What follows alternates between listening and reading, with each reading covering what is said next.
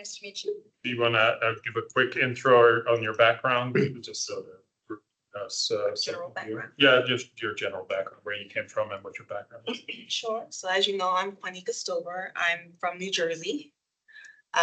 So the majority of my background is urban forestry. I do have some experience also in green infrastructure maintenance, particularly bioretention, water harvesting, and as well. And yeah, mostly work with municipalities, Hoboken, New York City, and yeah, some consulting with the city of New York as well, in New Jersey. Okay. So what part of New Jersey? What part of New Jersey? Where I've worked. No, what part of New Jersey are you from? Oh, so I'm from North New Jersey and also spent some time in Hackettstown, Okay, west side. that's good. Famous Newark, New Jersey. All right. No. Good or bad, I'm not so sure. Good. We won't talk about it. Well, we're glad to have you here. Yes. Thank you for being with us tonight too. Really appreciate it. And we're going to go ahead and go with our public speakers. So you've got 3 minutes. So gosh, okay. Good evening. Thank you for the time. My name is Sarah Muros, and I'm a resident over on 5th Road South in Arlington. And I'm in one of the houses that faces the new development that the Community Hospital Center is planning for the wellness and behavioral health facility. So are y'all are familiar with We have David is our representative on the project. okay, perfect. Should I read through the background of what's on the site? Or save my, okay. If you want to, whatever you like to do. You've got a 146 bed facility at 601 South Carlin Springs Road on a parcel that abuts on the north side of Glen Carlin, on the east side, the park, on the west side, Carlin Springs Road. And then the medical office building is just below it. And so the footprint of the new building plus the parking up to the curb is going to be coming up hard against the edge of the Long Branch Nature Center, or not the Nature Center, but that Park there. park land. The facades, really 2.5, 3 stories above grade. There's very expansive glass facing on the 2nd story, facing the residential section to the north. You've got one area that's over 800 square feet, another area that's over 400 square feet. Based on the usage of those spaces, they will be illuminated 24 hours a day. You also have 2 stairwells that have glass facades, and those are 200 square feet each. And this rises more than 30 feet above ground, okay? What the community is proposing to be considered, we know how far along this is to shorten this driveway and remove a lot of this surface parking, because the proposal includes, I think, 500 underground parking spaces, 500, okay? You've got 65 surface spaces that are located on the east side of the facility, and that's over by the park area, east side, okay? You've got a huge amount of runoff created by all this. The fact that that whole hillside is going to be cut away. There's also a proposed second entrance right between the hospital building and the MOB, the medical office building, which is right where there's a huge bank. So they'd be cutting through all that. You're going to have retaining walls. You're coming out right now where is the recurring stream escapement in the middle of Carlin Springs Road. I don't know if you've driven there lately, but it always tries to escape in the spring. So anyways, this is where they want to cut away all that land. There's also a proposal for a bike path from the parking lot into the neighborhood. There's no bike traffic on Carlin Springs Road because of the hills. Everyone goes to the bike path, which is pretty level. So they're talking about opening this up right into 5th Road. And one thing that will invite is people who don't want to pay when they're at the hospital building. So there's going to be parking all along Fifth Road as people walk back and forth.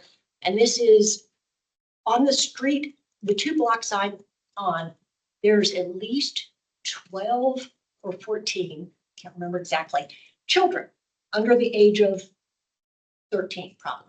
And they all play in the street because it's a very quiet area. So you've got that impact of having this path proposed into the neighborhood. And then there's also just the environmental impact of such a huge building that is really being oriented toward a residential area as opposed to, orienting it towards Harlan Springs, Right. which in that respect would also give it a view of the wooded hillside going over to the Manor Care facility, which in a way, since it sits high up, would give it a nicer view into the treetops as opposed to glaringly illuminating a residential area. And as a person who spent probably 30 plus years now in the lighting business, the amount of light trespass that they're illustrating with this building would be like having 2 Times Square billboards. So I'm Facing. gonna need to cut this, to shorten this. Yep. But you can ramp it up and then you can also be in contact with David, who's our representative. Tree canopy. Trees are important to you guys, right? So they are only planning on really 30% of the required tree canopy for that kind of facility. I don't. I mean, it's ridiculous how much degradation they're taking out of this site. So they're not planning on following any of the required tree canopy replacement. There's really no visible effort of a biophilic design element at all. So and this was all done without any effort to incorporate responses from the neighbors.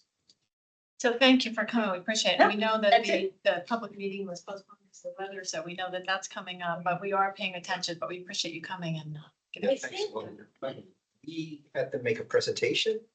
The people who were opposing this, I thought we wrote a letter at one time raising quite a number of these points.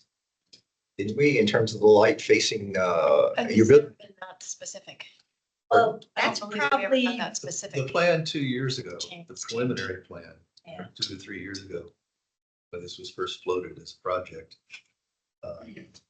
actually was much better and didn't have as many of these issues. In the meantime, the cost of building has gotten more expensive, and it looks like, yeah, I was very disappointed when I saw this. I distinctly recall a conversation with us saying like, you're gonna have a lot of glass here facing Long Ridge Park, and you guys should do something about the light. I mean, some of these other features weren't there at the time, and I thought we wrote something We about it. did talk about that. I do remember that too, but I don't, now I can't. So we recall. typically don't, if it's not on the agenda, we don't want to be having this conversation. Yeah. But we can- It's nice to touch on it while we have it. No, we're and David is our representative on that project, so we will be. yeah. No, I think it's one of those things that unless you spend your time reading drawings, which is my unfortunate day-to-day existence, it doesn't quite jump out what has been done. But I find it distressing because I can tell from the level of documentation that they have, this is very far along. All right, no, thanks very much for bringing it up. There you I appreciate it. Thank you. Good luck with the rest of your evening. Yeah. Thank you. Thanks. Okay, so we do not have a budget yet, I guess. No, Okay, so let's go ahead and go to the chart. And I did get a couple comments from Josh and Noreen and Bill and Bob. Josh's comment was to include the 40% or better on tree canopy goal, which I appreciate. I'm not sure we want it in there 3 times because it's a policy document, which we also reference. I sure don't mind having it in here. I think. Anyway, this is our working document. I guess I'm not thinking that this needs to have it in there, and it's one of many, many recommendations in that plan. That And, it's the linchpin key one of the plan. And so and I think since we number 8 reference, makes a lot of sense to we have. reference it, to my mind, it's worthwhile including it, and repetition is the mother of learning here. So if they didn't get it the first time, they'll get it the second or third time. Okay, but this is really our document. This is our authorized. Our authorized, this is not. It's not a working. document. Well, it's kind of one of our key goals as well as a commission, right? Yeah, anyway, I totally get the, including it as an item. I'm not convinced that we need it in there 3 times, but, Well, first time in the front, then at the first part, we're identifying the front. so anyway, that's the one issue. The other issue was the, Bill wanted it's instead of the cooperating with Arlington Public Schools, it was collaborating with Arlington Public Schools, focusing on the management of its natural spaces rather than the learning side of things, which Bill's take on it was that is APS's responsibility, not our responsibility. So his language on that, which is number 12, is that it would be collaborating with Arlington Public Schools and the Superintendent's Advisory Committee on Sustainability to enhance the school system's management of its natural spaces, rather than the more elaborate one that we had in there. And then Noreen brought up the issue of overseeing, which I agree. I think it's difficult to come up what would be the right word. And so my thought, maybe we do review and advise as opposed to overseeing, because we don't really oversee the implementation. I mean, Yeah, and I was talking specifically about the tree canopy fund, but that might apply, the word overseeing might apply to some of the other ones too, but the tree canopy program, You oversee the tree canopy fund. and what, Way. It's that you approve the grants as commissioners.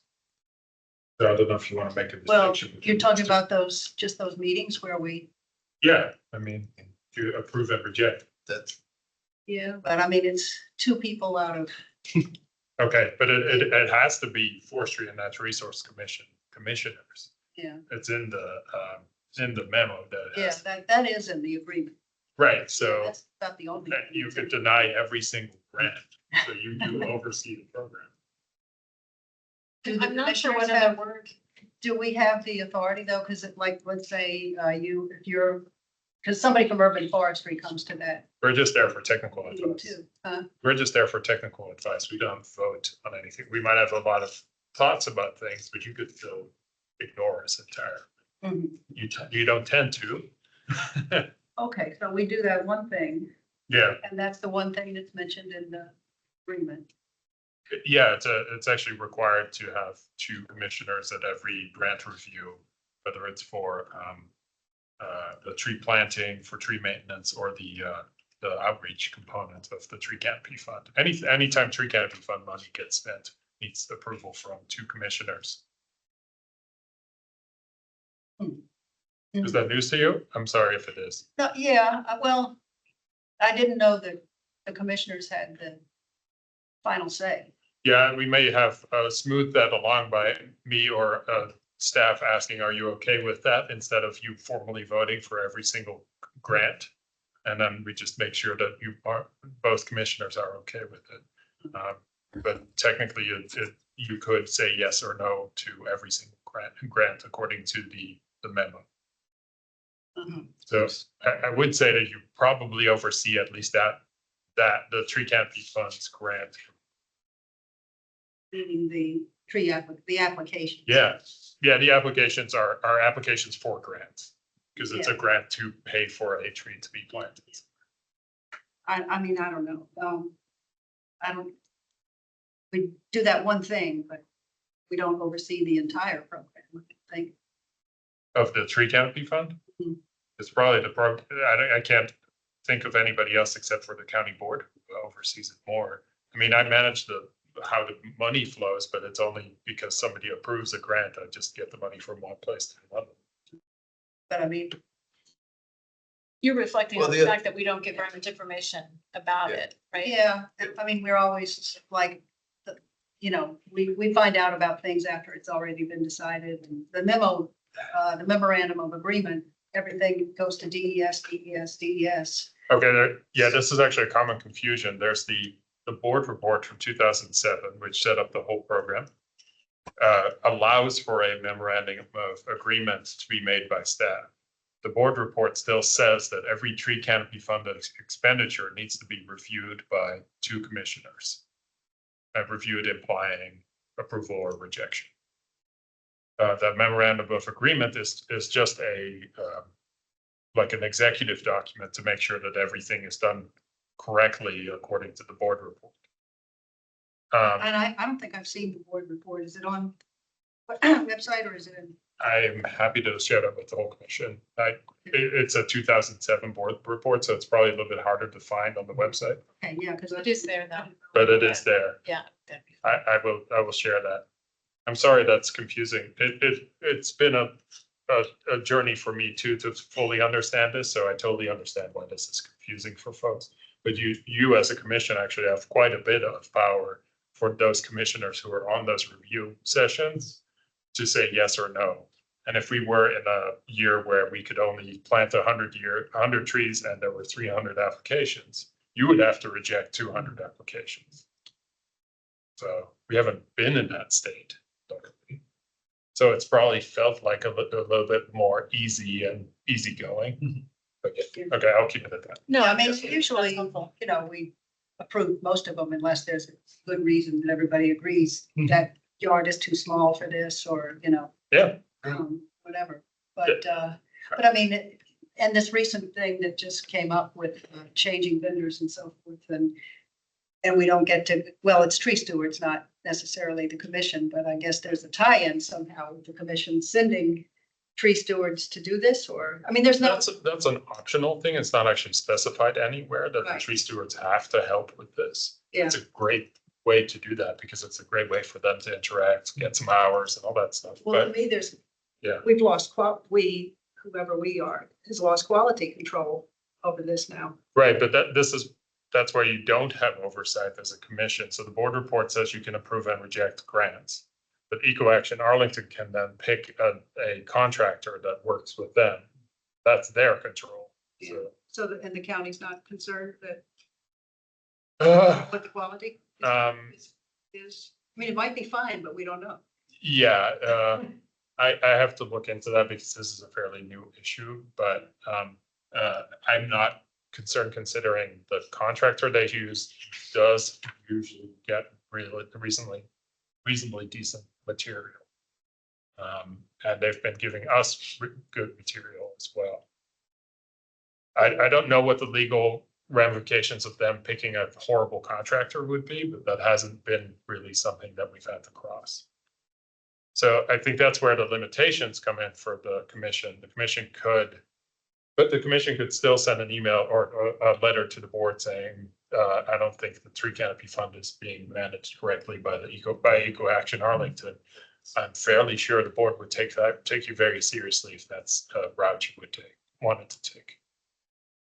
I think that over time, since 2007, the program has evolved and devolved, partly on the basis of revenue, partly on the basis of other things. It's not for 10 years always worked even the way it was intended to work in the 2007 document. Hasn't. I mean, literally, it hasn't. So why do you say that? Well, for example, 2007 document says that nonprofit groups will assemble individuals who desire a tree and put in a request for trees, and those will be granted to that group, and that group will distribute them. It doesn't foresee, I mean, when we started the project last summer to review how this works, that was one of the things that stuck out to me. It doesn't actually set it up to foresee Eco Action dealing individually with individual homeowner applicants. That's not how I remember it, but I'd have to read the board report Well, again. anyway, my point is that there may be good reasons to modify our charter according to how we eventually, look at the program and see how it could best work. I mean, we had this review and it was going to look at everything from revenues, sources to coordination to targeting grant recipients and everything else. Got a bit of a reprieve on the money side of things with appropriated funds. But if we need to change the charter to change the definition of the role, I think perhaps that should be done after the program is re-engineered and a new board report is put out about the way it's supposed to work, if that's supposed to happen. And then we can adapt the charter to fit the new role for the commission. But right now, I think, the main reason that there's a disparity between what the charter says literally and what the on the ground action is that the charter anticipates that it's working the way it's supposed to, and it's not actually working the way it's supposed to in a number of respects. It works well. That's the thing that's tricky about it.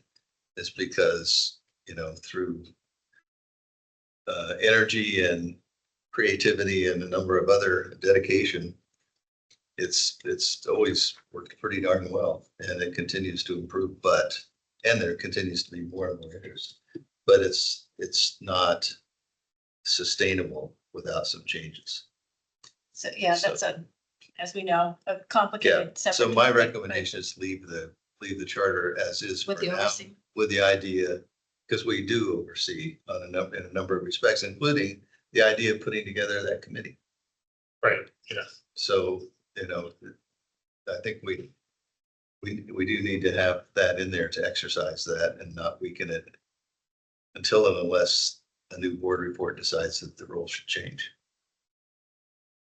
Okay, are others okay with?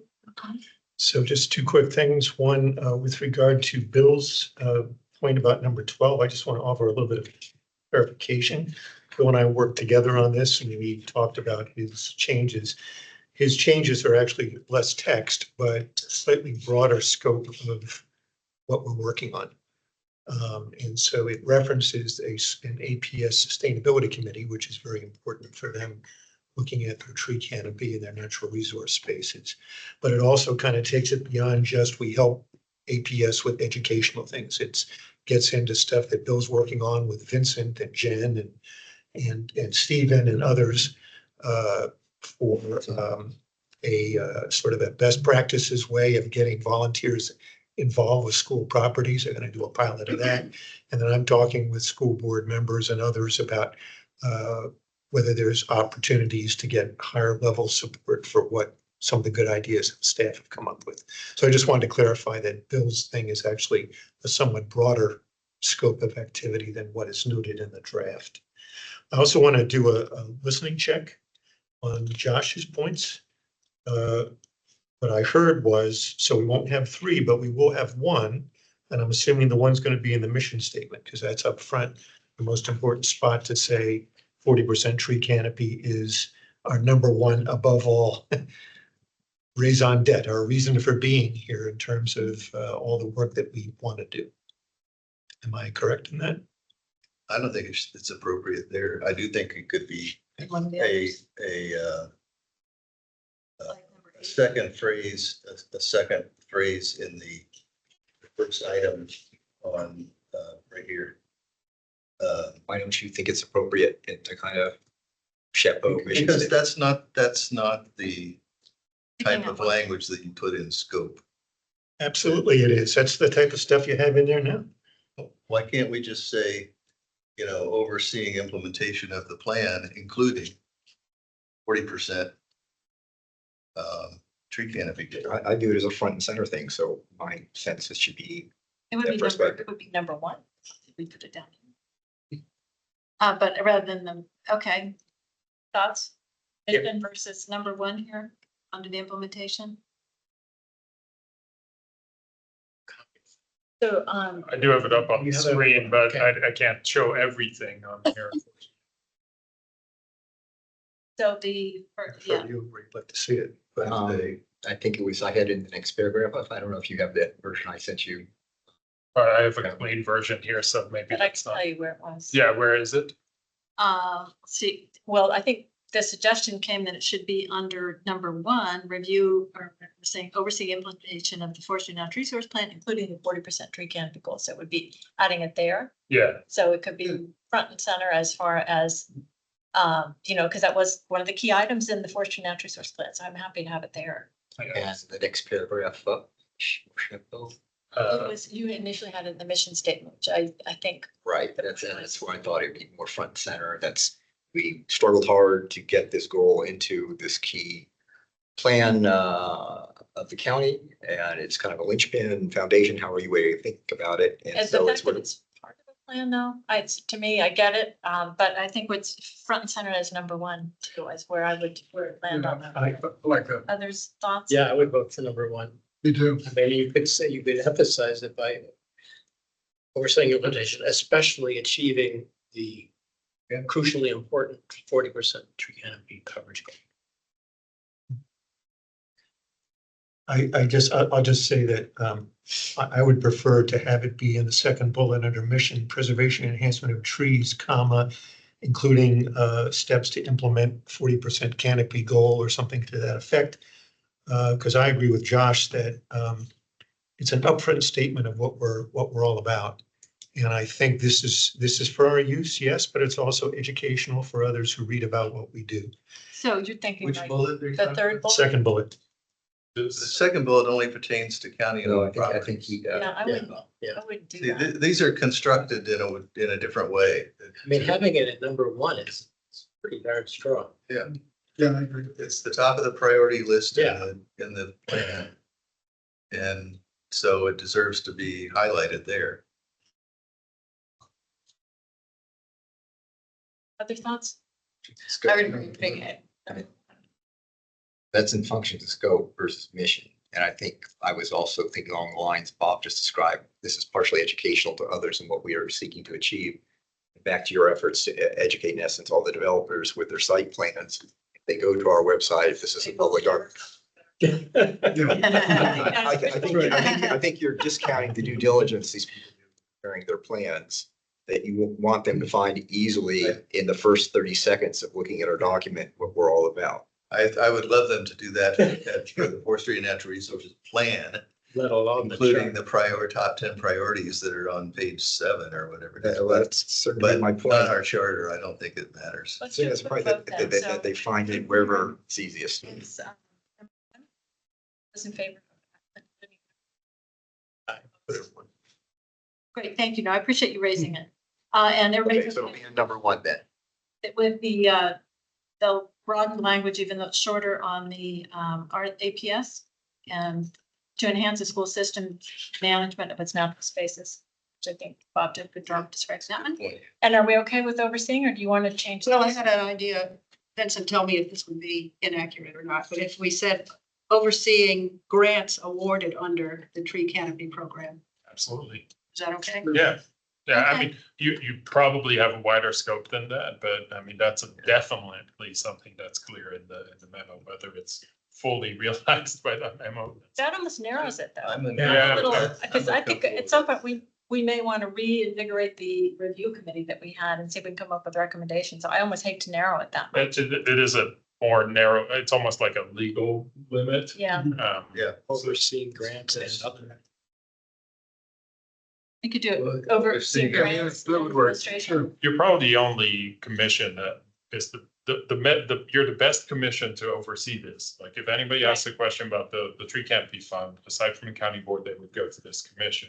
So socially, you're clearly overseeing it, and then legally, you're overseeing it as well. So it Why don't we probably is more specifically add grants and administration? Are you okay with that? Sure. Then that still gives. I think that's good because we don't want to narrow the scope of what we're, have been responsible for managing or overseeing. Right, So I think that's the right step.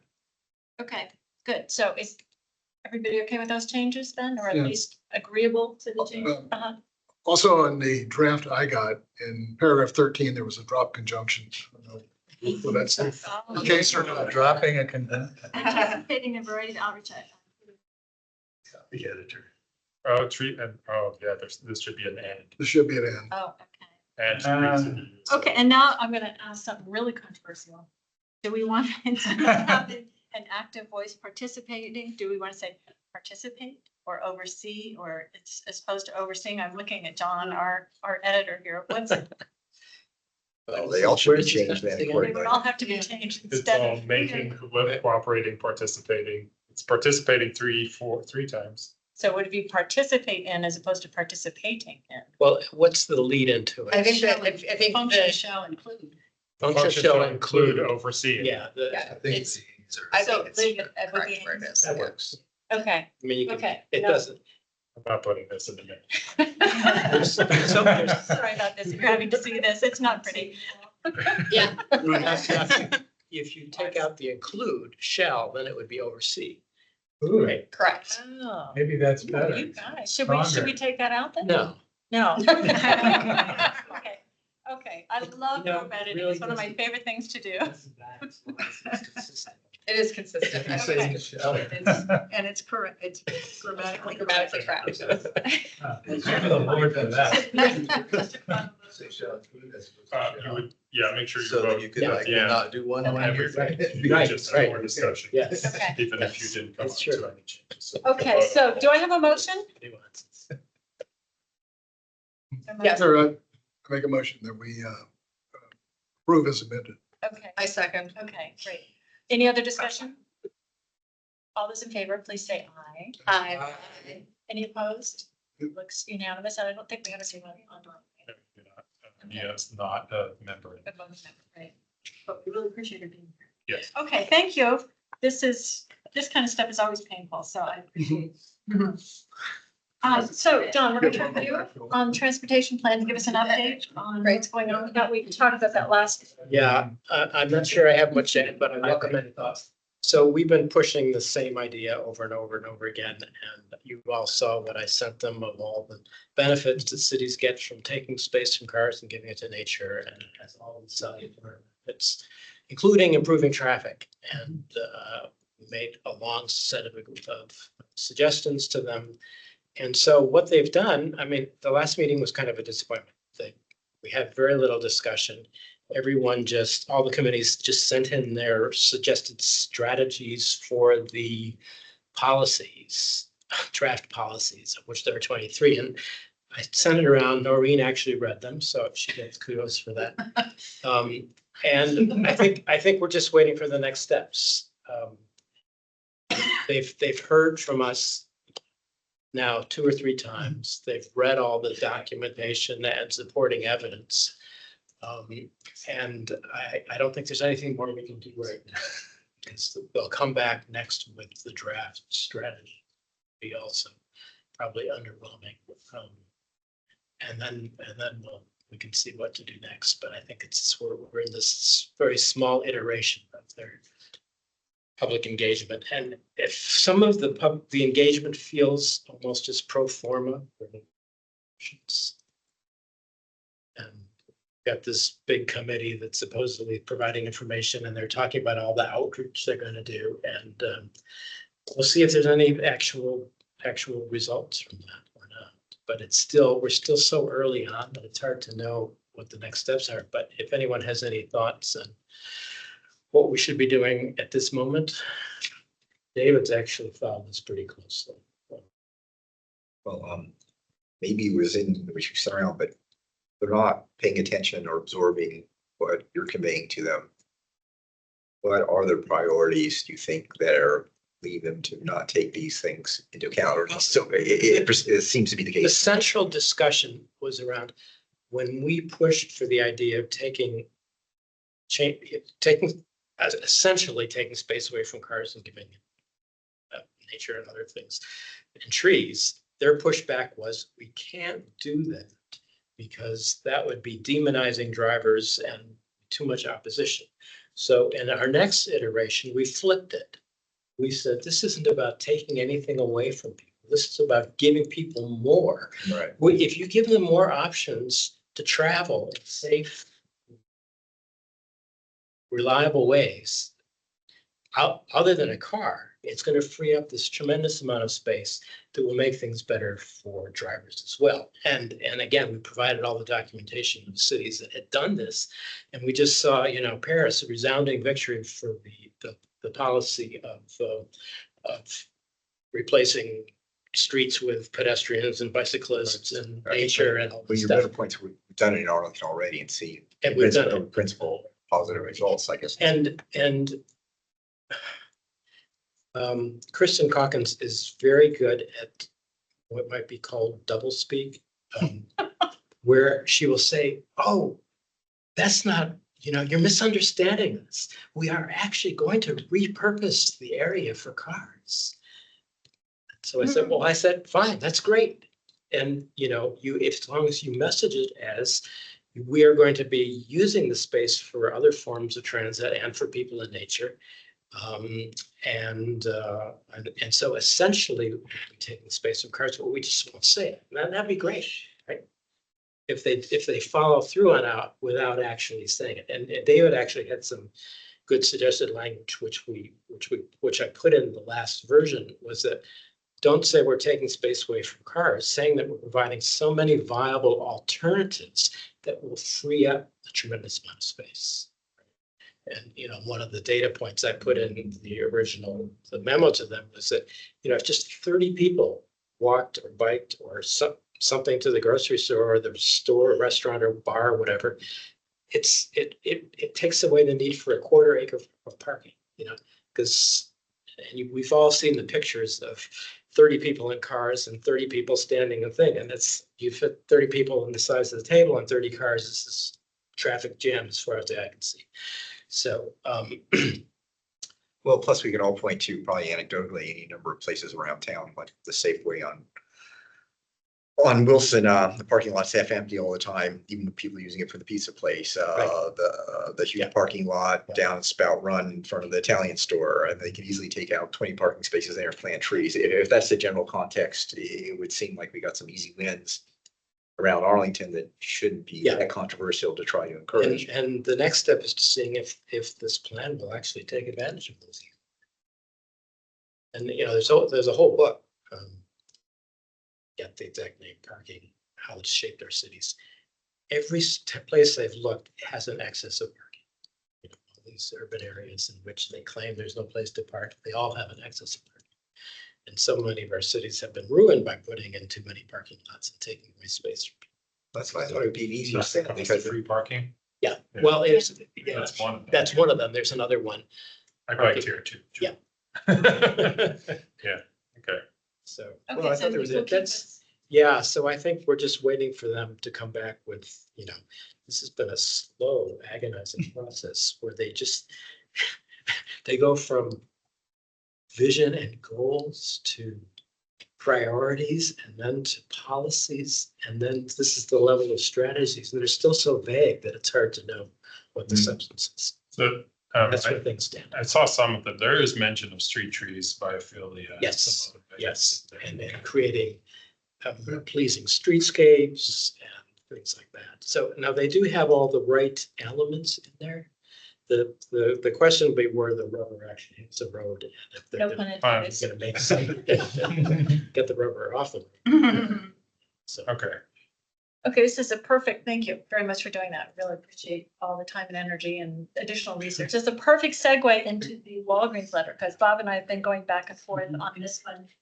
Bob has represented us well on this SPRC, and there was one in particular, one more point that Bob wanted in here that I'm concerned about having in here. And so, John, I would look for your view on it too, is the Lee Highway taking away the bus stop and taking away the pullout parking there So too. could I just give some background on the project in general, because people are seeing this and going to vote on the letters. So we have a letter that we're going to send to the county board.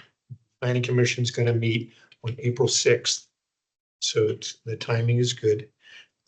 Been tracking this project since a walkthrough on an incredibly cold day in February last year.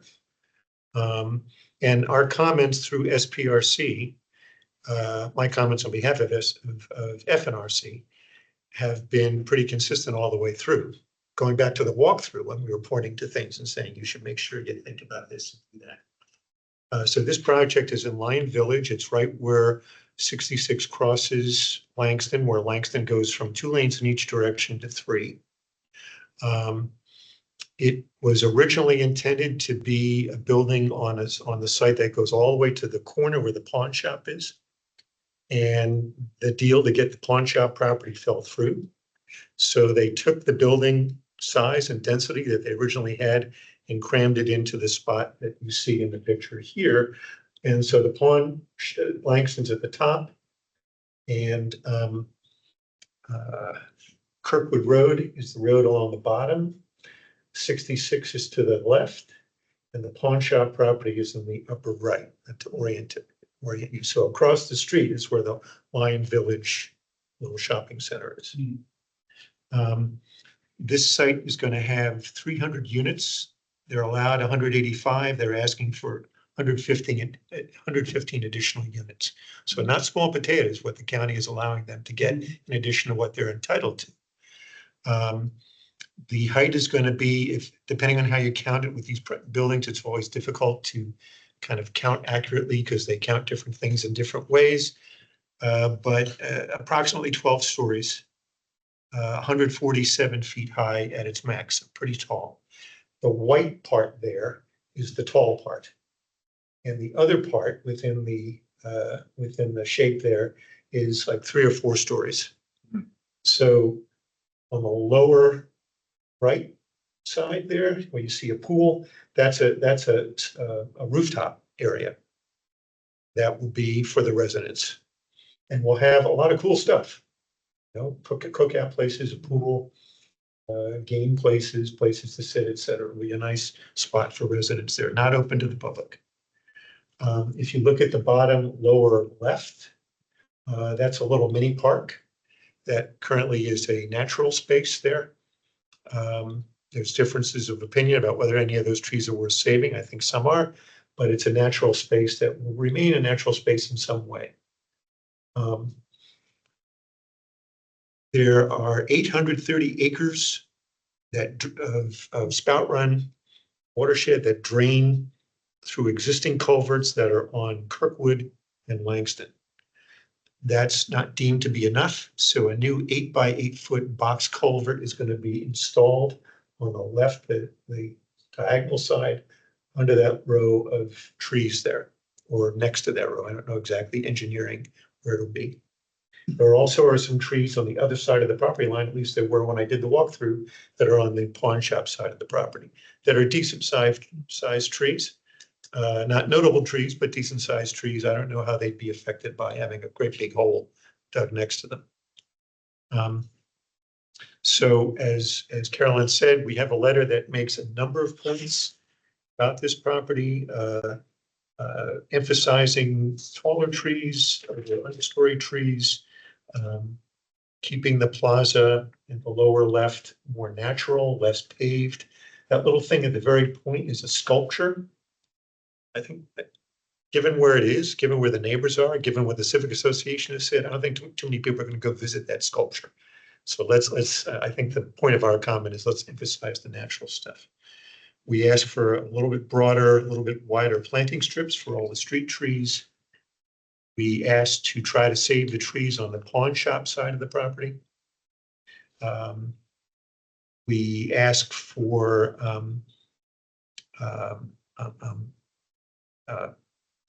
bird-friendly glass.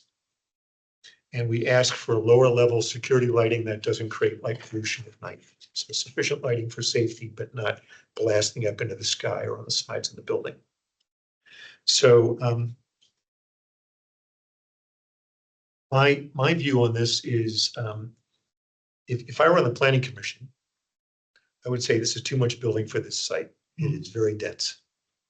But I'm not on the planning commission, so my goal is to try to maximize tree canopy as much as we can, consistent with all of our goals in the natural resources plan. So the comments are along the lines of maximizing the number of trees, primarily, and not just on the podium. They hit Plan Langston, well, they fall short of Plan Langston Boulevard's 35% tree canopy coverage. That was a note from Vincent just today. Yeah, His staff notes. they'll probably get right above 35%. They count the trees on the deck there Hmm. in order to reach that goal. That's a lot. So, Can I ask one question about the trees along the 66? Because on the landscaping plan, it was 3 understory and then 3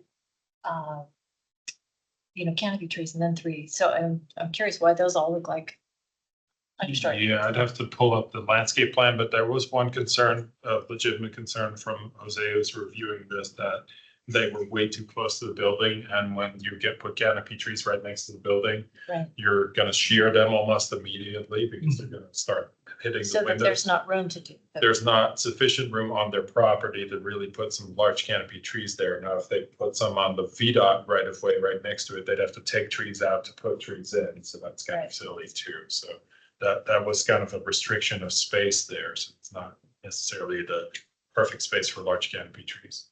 I'm wondering whether, well, wait a minute. I'm wondering whether more species of trees that are more narrow in shape, certainly not every canopy tree is a broad oak.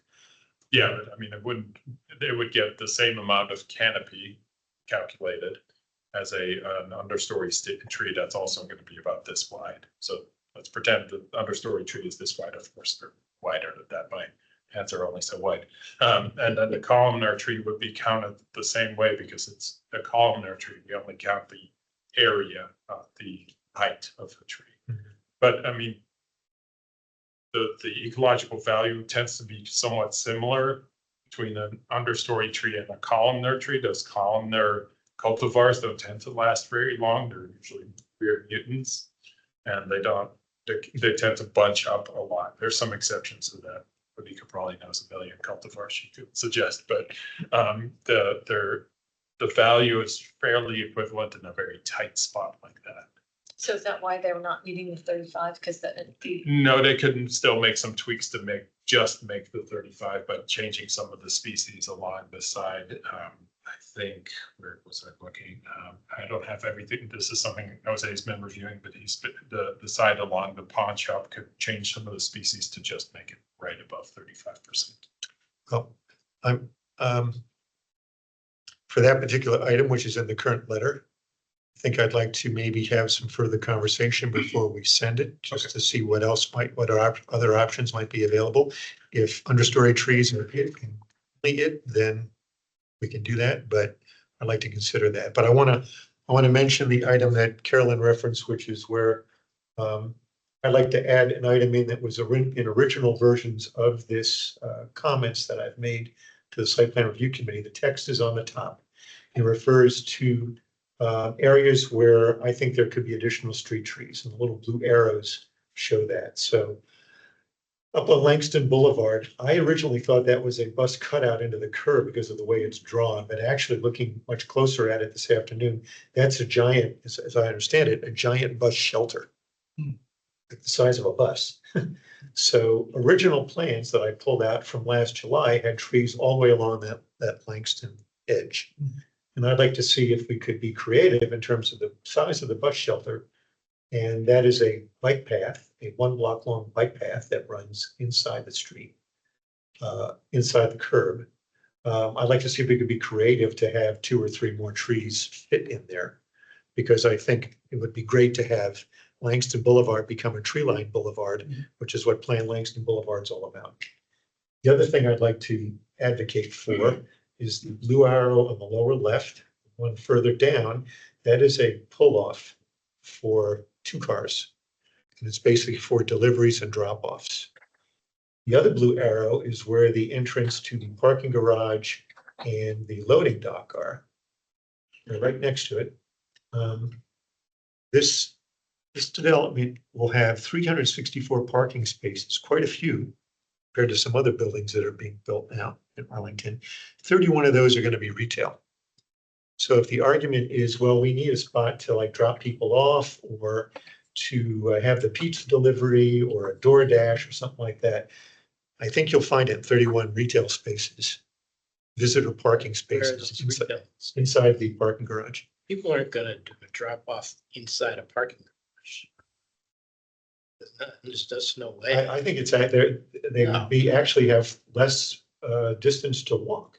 Because they're in the building, right by the entrance into the building, as opposed to having to get out, cross over the entrance and go in from the outside. So, But I think we gain up to 2 trees there. And if I'm looking at the long-term benefit over 20, 30 years, I would suggest that the benefit of having 2 trees and all that they would provide would outweigh having 2 extra parking spaces for DoorDash. But if you step back and look at a bigger picture, if 20 more people take the bus because there's a nice shelter and they can get to where they want instead of driving, that frees up a space for many more than 2 trees elsewhere from reduced space for cars. I would suggest that people aren't going to make their bus travel choices based on the size of the bus. Well, if you have a There aren't bus shelters like that anywhere else that I'm aware of on Langston Boulevard. Why don't we say that they should have a normal bus shelter and add trees to make up the difference? Yeah, sure. They are putting a lot of large bus shelters. On Columbia Pike, And that's part of the lately, there's quite a transportation. number. Now, they may not be this big. So I don't know what the overall plan. I mean, if for you've ever Arlington waited is. That was the tree canopy look at Columbia Pike. I was not really good. Those bus I'm shelters- just saying that's what they're. If you've ever waited for a bus in bad weather, a shelter is a huge game changer, and people will do it where they wouldn't if they have to stand out under. Anyway, I thought the point of contention was that there was a cutout for the bus to Yeah, pull in. that was my error, because the way it was drawn and everything's like 2-point font.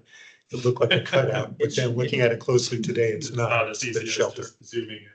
So, yeah. It seems there's a So I pulled up a more recent plan. So you may be working on something slightly different. There's one extra tree now. So this is probably not on the website yet. So at least Jose helped get an additional tree on this space. This bus area looks the similar size, but this area was squeezed in a little bit. And What's actually the- to the point of the, sorry, I'll get back to Yeah. that if I need to. To the point on the side, they actually did move some things around on the side and did put some medium canopy trees along this. So you could probably take that suggestion out if that was a suggestion, to put medium canopy trees in there. It seems like they listened to that. Well, that's encouraging. I went to the planning commission site. I didn't see an updated plan. So Yeah, that's this is what I had. Brand new one, so I'm just looking at this. what's the gray thing that makes the S curve? That's a bike That's a path. bike lane Why does it make an S curve? to go around the bus. Around the bus shelter. Right, yeah, to deconflict. So the bus would stop right there on Langston Boulevard in that lane. Yeah, that's my Yeah. perception. So versus, these trade-offs of bike paths versus tree canopy. This is just a 1-block bike path. Yeah, the intent of the Langston Boulevard plan is to connect all these sites together. So every site should commit to having that bike path there, even if not all of the corridor is completed yet. but there is a bike path on the other side. I mean, you can take that sidewalk. And a lot of people do that because that's the natural way of coming down the bridge. Underneath 66. Yeah, Yeah, bike path may be I mean, it's more of a sidewalk. I yeah, mean, it is more of a sidewalk, kind but of I'm just saying that would be a splitting logical hairs. place to put a bike path. They do also have a 9-foot sidewalk there. So there's 15 feet of pedestrian and bike. But you've got to separate the pedestrian and bike to be safe for both. That's true. And yeah, you're right, people can come off the bike trail onto the Langston Boulevard exit. There's a trail that would then connect to it. Yeah, and then you can connect to the Kirkwood line and come up to the neighborhood, which is actually how I got here today. So I think the bike path is probably a good thing. Again, a big picture, Yeah. just get a few people on the bikes, then, it takes another few cars off the road and you can take away car space. So I'm not advocating to take the bike path out. I think it's nice that they added a tree. I think they could add another tree. I think every tree counts. That's part of my mantra when I go give testimony. And I think that you can still have a real nice bus shelter there. that look like all the other bus shelters along many streets in Arlington. How many units in this place? 300. Okay. 300. Now, you imagine, and I actually know people that take the 55 bus, and the 55 bus has been upgraded to almost a regular thing. You know, imagine of those 200 people, there could be 20 people at the bus stop there.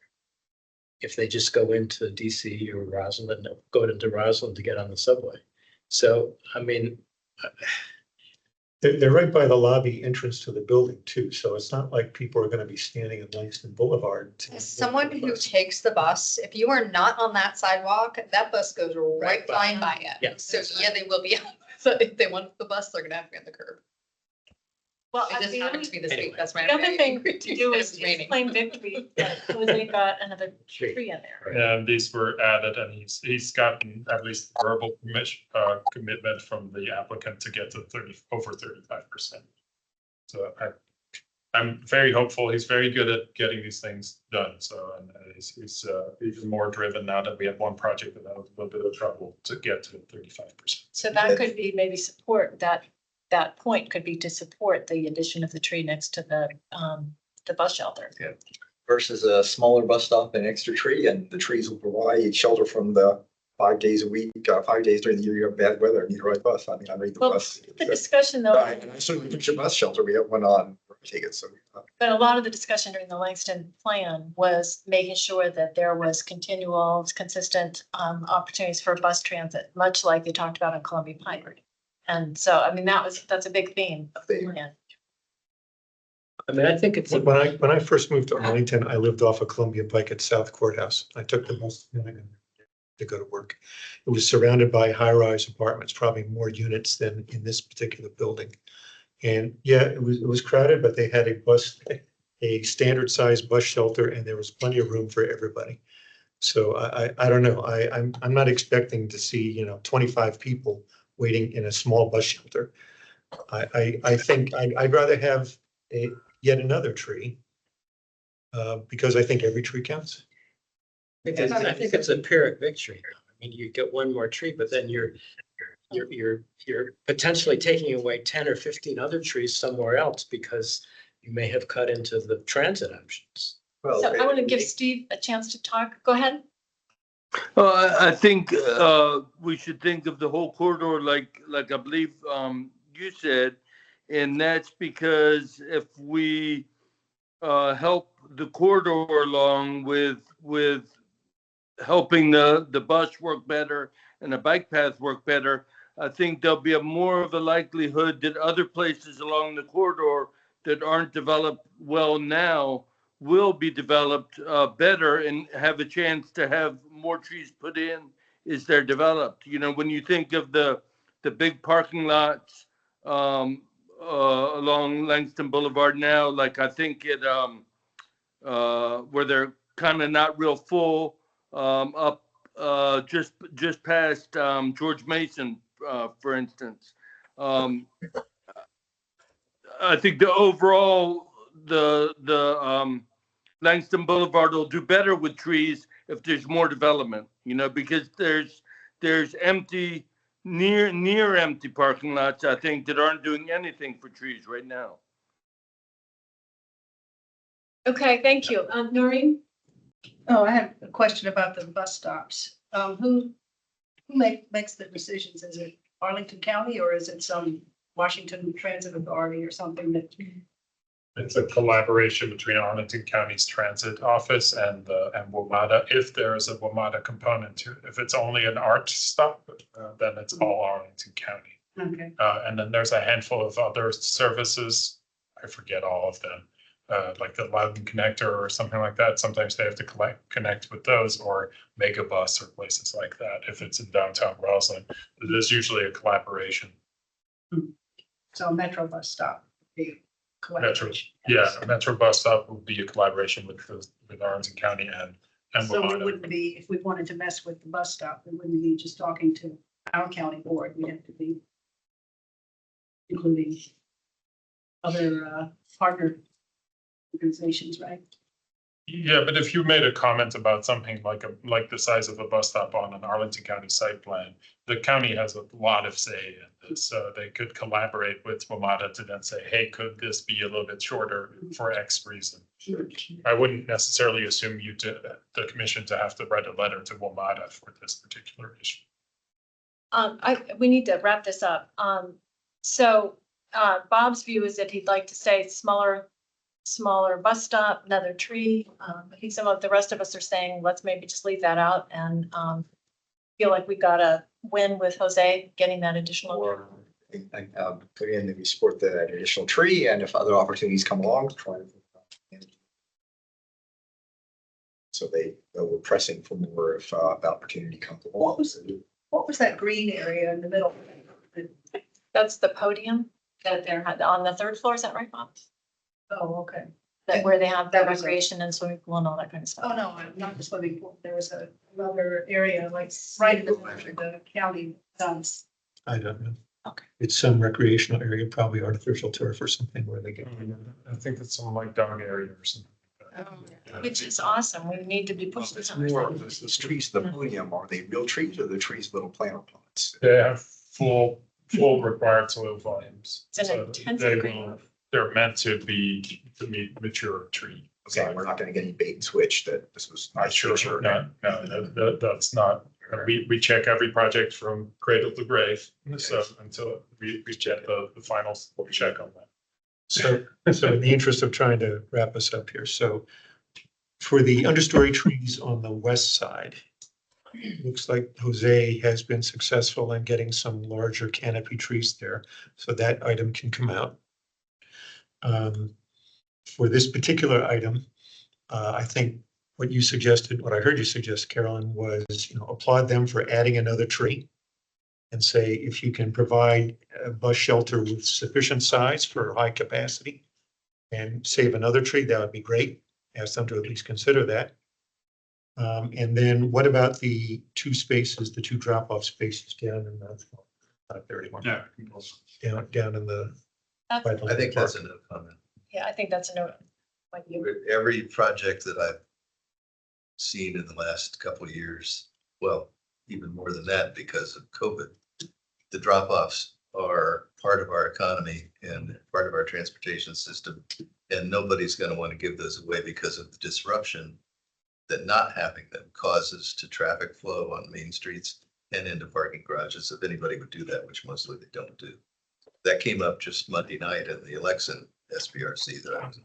So my counter to that is I've been to many buildings that don't have drop-offs where you drive into the garage and you have guest parking and it's just as easy. So I'd like to get a sense, if I'm in a minority, fine. I'd like to get a sense from the entire commission. How do you all feel about that particular?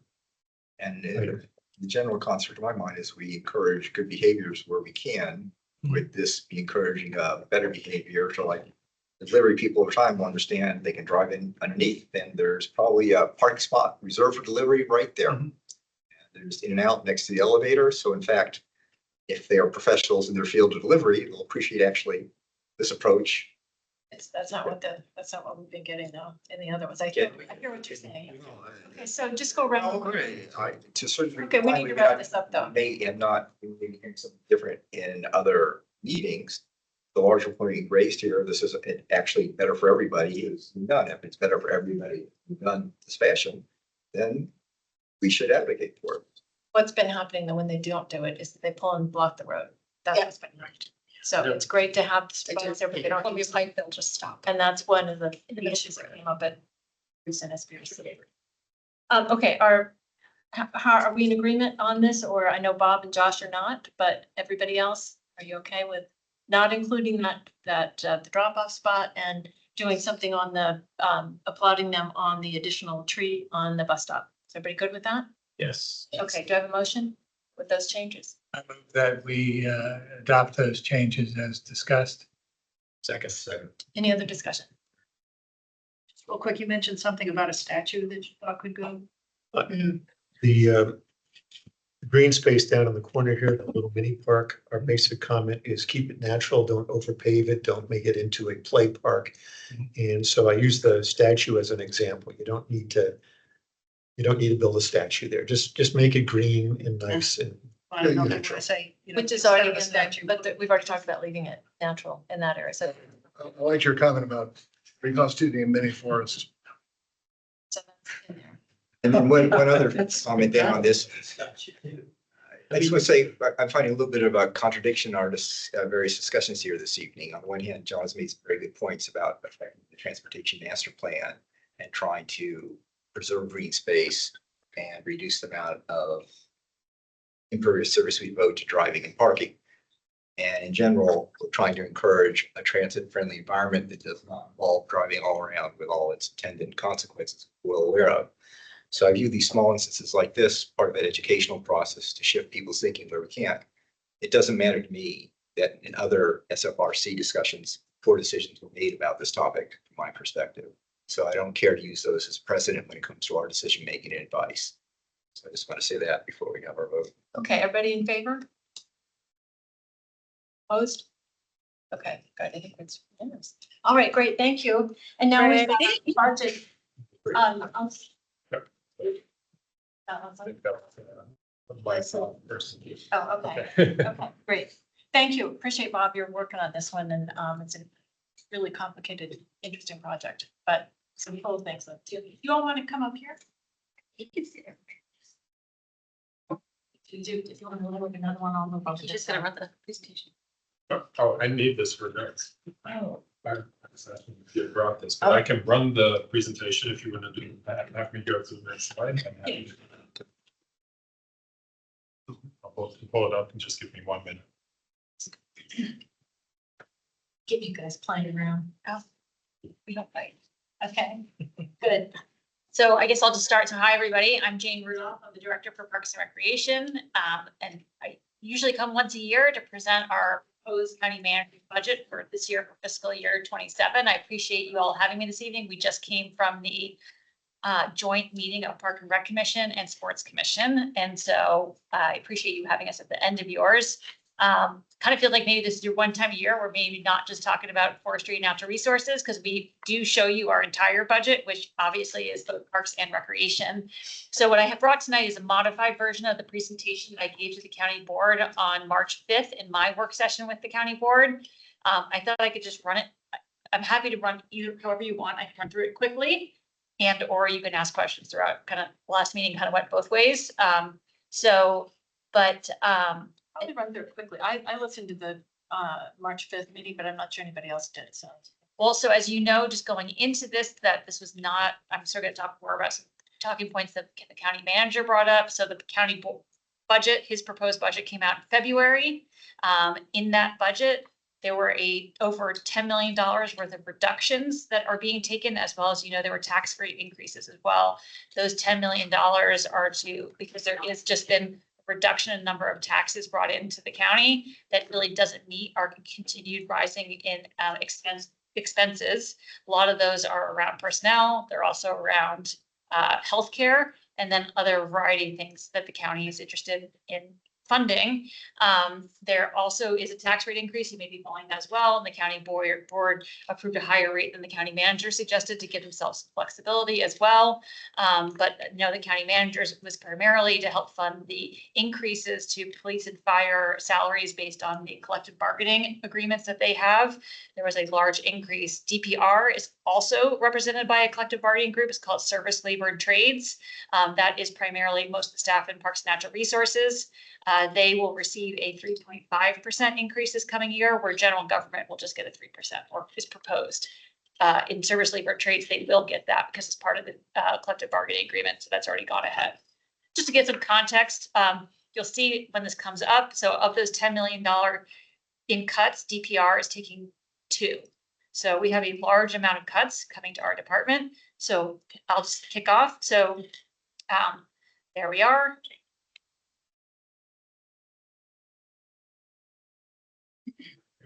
Just to put that in context, so the DPR budget is like 4% of the total budget, correct? Yeah, small. Although I actually think it's quite large what we do. So I'm pleased with that.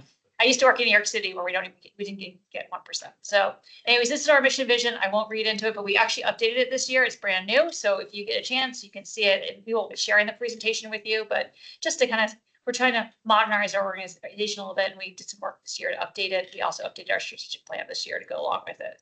This is a slide that actually the Park and Rec Commission Chair asked us to include, so we thought we'd just include it for you as well. It's just our org chart. We are 4 divisions, a community recreation division, that's all our age-based services from preschool to 55+ programs, our athletic facility services division that oversees facilities, sports, and all of our scheduling of all of our facilities, as well as runs all of our classes and summer camp big programs, and runs Longbridge.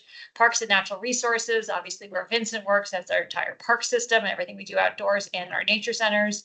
And then our park development unit that plans, designs, and constructs all of our facilities, which is pretty awesome. Not all park systems have that, so we're really lucky to have that division. And then we also have an administration division. I had a deputy, well, y'all know her, Jennifer Fioretti, who has moved on to the county manager's office. And in that, last year, her position was taken as a cut, and you will see shortly, not as a cut, as a freeze. You will see as we go through, that's being taken as a freeze again. So currently I am overseeing all the admin staff as well. Okay, so I will zip through this because I'm not sure it's an area that you're that interested in, but the county board 2 years ago funded us. There was a large epidemic, particularly in our school system. Kids were actually overdosing. There were a lot of drugs. It was felt that there was not a lot happening in the or wasn't strong enough in the out of school time area. So the county board allocated $2 million in one-time funding. It was supposed to go over 2 years to increase our programming and support for teens. So this is a framework that we developed within DPR to sort of how we wanted to support our teams that we are serving. And I'm just going to keep going quickly. So one of the things we created was a team pass. We just did this less than a year ago. We have already 5,000 kids with the program. Basically, anytime they come into the center now, they have to log in, like show their pass, and that helps us to track them in real time what they're doing. It also gives their parents an opportunity to track them as well, because they have it as well. So, but we have over 5,000. But the next slide I think is really cool, and you guys might find it interesting too. This is a Power BI snapshot, but basically any time of the day we can pull this up and see who is in our centers, what centers they're in, and track attendance as well. So a cool thing we found was like at Langston Brown, which is not one of our after school sites, it's just an open gym that we have for kids in the afternoon, was getting a tremendous amount of use by the teens. And so we sent staff down to find out, are there services that they'd be interested in having down there beyond just playing basketball and working out with their friends? And they did. So we're kind of looking at ways to connect with kids more than we used to. So we can look at this all the time, and we use similar types of dashboards across the board. I know that they're heavily used in Parks and Natural Resources too. Yeah. Which is great. We're really kind of trying to use more real-time stuff. We created a branding for our after-school programs called the Rec Now. That was actually something that the kids led, and they came up with 47 ideas and voted for it. And part of the funding enabled us to expand. We were already in Arlington Mill, Gunston, and TJ, and we expanded to Kenmore as well. And we expanded our hours and what we were doing. We now run free programs for soccer and basketball. That's been a huge success. And one of the things we're really proud of as well is we also are serving meals. Over 3,000 meals have been served. So just generally, we are kind of trying to ramp up what we're doing in our centers. And places like Gunston, we have over 200 kids a day coming to our after school program. So I'm sorry, can I stop you on that for a second? So the 1 million you had 2 million in funding was supposed to go for 2 years? Yes, we believe there's going to actually be enough funding to carry us over to this year. So we will be able to continue our programs after this. I think next year will be the big conversation with the county board to see what they're going to keep and what they're not going to keep. Okay. And that's because some of the things you'll see this on the other side. Things, what I really appreciate about this, like some of these projects were kind of like spaghetti on the wall. One of the things that we've actually won a lot of awards on is a program that we take teens to colleges. For a lot of these, it's a program that we do with AHC. They changed their name, so it's not AHC anymore. But yeah, one of the affordable housing groups. Anyways, we work with them. We send kids to colleges. They meet with kids who grew up in AHC housing, who are now at that colleges. For most of these kids, this is their first time on a college campus. We're taking them there. We usually take them to a sporting event afterwards because it kind of makes it a little more fun for them, and kind of trying to get these kids onto colleges. That actually turned out to not be as expensive as we thought it was going to be. So, but that was an area where we're able to spread it out over 3 years. So just kind of how we're trying to see how we can use our funding. And so this is just, I think that's the teen colleges thing. These are just some of the numbers of what we're trying to do in terms of how many kids we're serving. Next slide. So this is into our budget. So as I think I already kind of talked about some of the issues that we had going into this, but really the big issue was this funding gap. So on our next slide, this is a snapshot of our budget, and I'll go through the expense side and the revenue side. So we have time to talk about both, because I know you see different changes going on, and we obviously have an employee proposed change as well. So next two slides are just the summary of all those $2 million cuts that we're going to have. You can see it here and on the next one. But as part of the budget process, I went through each one. So the biggest one you may have heard about is gymnastics, where there's almost $1 million reduction in this program. It would also include a reduction of almost 22.75 FTEs, permanent and temp. That's kind of equals it. So it's a very large cut that affects families, which we know is staff and families, and we know these things can be very difficult, but it was not taken lightly. We had looked at our cost recovery model, which is something that we use set fees for all of our programs. It was developed before I arrived, although it's been modified, and we're looking to maybe do some more modifications in the slides. So this is how we determine our fees, particularly for the competitive programs. And on the next slide, because I think you'll see this interesting, this is this pyramid that we use. Caroline knows it well, to like determine what our fees are, with the idea of having things that are highly beneficial at the top, and then the bottom is basically the public realm. And then in between there's been choices that have been made over the years about where things should sit based on the amount of public benefit they get. You may recall 2 years ago, we had a cut to our personal training program that was really at the top of the pyramid because it wasn't meeting cost recovery goals. Currently, our gymnastics program is not meeting cost recovery goals. As you will see, this is the competitive team. This is FY20. Currently, there's 148 kids participating in it, but we are just doing FY25 because that was our last complete year. But you'll see that the program has large expenses and wasn't meeting the revenues. We have about 111 kids in the program who are Arlington residents and 43 non-residents. And then this is just to sort of show the different, because there's a boys program and a girls program, resident, non-resident. And then it's a very long way gymnastics is. There's all these levels depending on your age. So going from the very youngest who maybe practiced 3 to 6 hours hours a week in the gym, to the highest levels, which are practicing 20 hours a week in the gym. When that happens, it offsets what we can do in the gym for the class program. So then we also have a class program. At one point, it was definitely more robust, and we've really struggled since COVID to bring the program back. We've had a huge amount of trouble hiring gymnastics staff, and we believe this is a regional problem as well. So part of it is that we are unable to hire staff to run the classes. We've actually had to cancel a ton of programs. This is what we've offered, but there's actually been the numbers even lower in terms of what we actually offered. And then also gym time is also this big balance between the gym time for the competitive program and what we can offer the public in the class program. Yeah, so sorry, just to clarify, so that. Yeah, and I'm speaking really fast. No, that's all right. I sat through a few open door Mondays and heard the whole hour-long things. This is actually kind of interesting in its own way to get it clear. So people are complaining about the gymnastics program, that it was a special competitive, if you will, program, for lack of a better term, as composed to this classes, which is kind of everybody showing up who's kind of interested. And this classes was working in terms of cost recovery. It was pre-COVID, correct? Pre-COVID. Yes. But this more competitive program. Has never met cost recovery. Okay, thanks. All right. Yeah, the more competitive program, if you want to go back, Keisha, has never actually met cost recovery. There was a period of time where the county just felt that the program as a whole, the competitive and the classes covered it. But it became really clear that it wasn't. And then that sort of broke down the model in our mind that really these are independent programs and that one shouldn't be sort of yelling out the other. Okay, got it. All right, thanks. Helps me understand the open door Monday discussions, please. I'm happy to Thank talk. you for. Yeah, so I mean, there's a lot of information that's going around about it, and I really feel for these families, these 100 or so families, that I know this is really important to them and their kids, right? I have kids who have things, if I knew, it was kind of be hard for me as well. So we do run an adaptive gymnastics program on Sunday mornings. That's really amazing. We've run adaptive tight movement classes for years now. We made the commitment that if the program is in fact cut and the gym is closed even for a year, that we will find another location to provide this type of program for this population. This is just a comparison of sort of space usage. One of the limiting factors of gymnastics is that it's incredibly equipment heavy. So those 2 gyms that we have at Barcroft, you really can't use them for anything else but gymnastics. And gymnastics currently is primarily an after school and evening program for them. We can only offer classes during the day. We don't find that adults really want to be doing classes during the day, so it's mostly toddlers. And it is hard for us on staffing because we really need to save that staff for the afternoon and evenings for them to have consistent hours.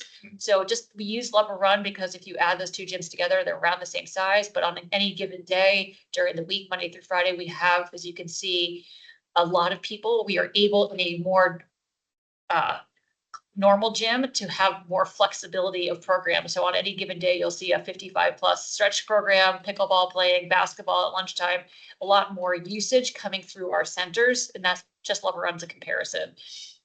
And so that's more of a question of, it's a little bit of a policy question about sort of highest best use of public space and trying to maximize what we do. This is an early slide. I'm going to make Caroline shudder, but we are updating our public spaces master plan. I sent this slide out too. Okay, so this is, we will be getting all the data from our statistically valid survey. It just came out, so next month you'll be seeing it or so, next end of April, I think. But right now, we just got this one out just because we want to sort of give some context. What this slide shows is that it doesn't say that for that 5% of people that gymnastics isn't important to them, but just, and we recognize that 5% is important to them, but just when you look across Arlington, it is not at the highest priority of what's important to people when they talked about what they are interested in. They ranked their 4 most important house programs. It's pretty niche. They're pretty well organized though. It's very impressive. They are very organized and funded. So this is just to show some other options that there are in the region. Us and Prince George's and Stafford are the only jurisdictions that offer this kind of program. Everything else is private. And so now I'm just going to move into our other reductions. So this is that deputy position that I talked about. That's going to be frozen for another 12 months. This is the freezing of 4 positions in P&R, Parks and Natural Resources. We had 4 employees who retired this January. Their positions were frozen for part of fiscal year 26 for 6 months. And that freeze is being now carried over for the next fiscal year of all 4 positions. This is another freeze of a construction management specialist in our Parks Land Development Group. That position too, the person retired. It was taken as a freeze last year and it'll be frozen again this year. And then this is a actual freeze of temporary staff. You may know that or heard that the Madison Center is being closed for a year for construction. So in that, the permanent employee who is that center manager will stay with us in the county and will just be moved somewhere else. The temporary staff will be frozen until the center reopens. This is an actual reduction of temporary funding in Parks and Natural Resources. It would be spread across various units. There could be felt some impacts from that temporary staff cut.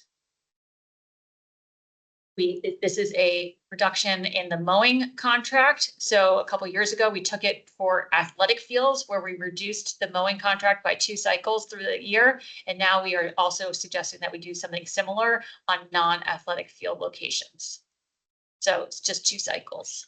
This is the closing of our restrooms that are currently open in the winter. We have many more restrooms that are open, obviously only seasonally, but we've always kept these 19 open during the winter. And this is a proposal to close them.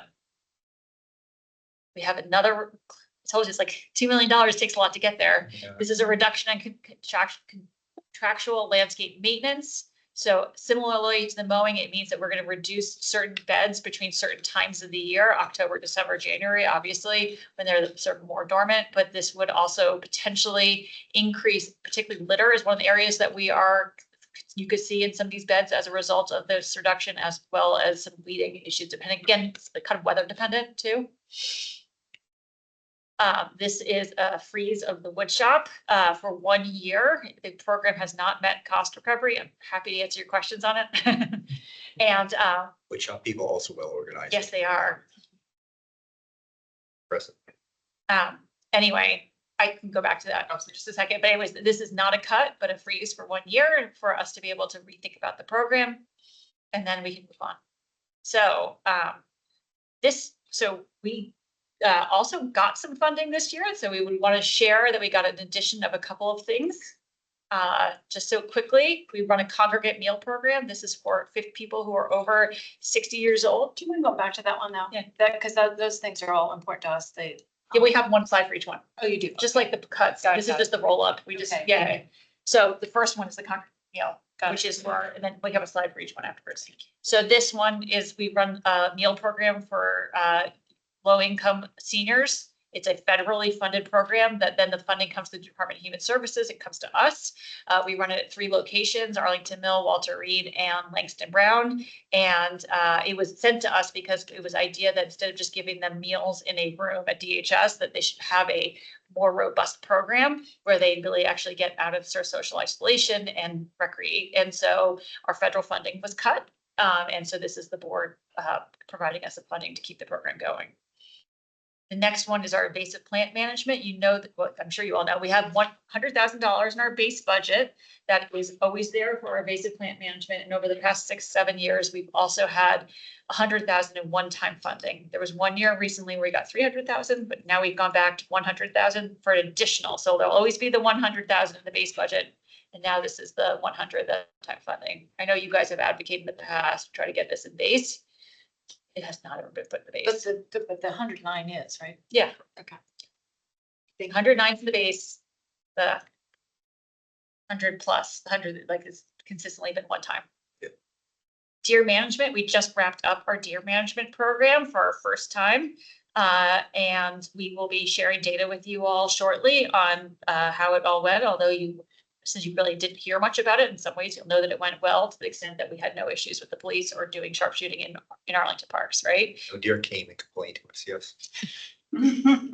Or neighbors, it's more what we're, but that's what we're more concerned with. So anyway, so there's a view that we should continue to do this next year. So this is one-time funding. If we don't need to use all this funding, we would then just carry it over to the next year. So.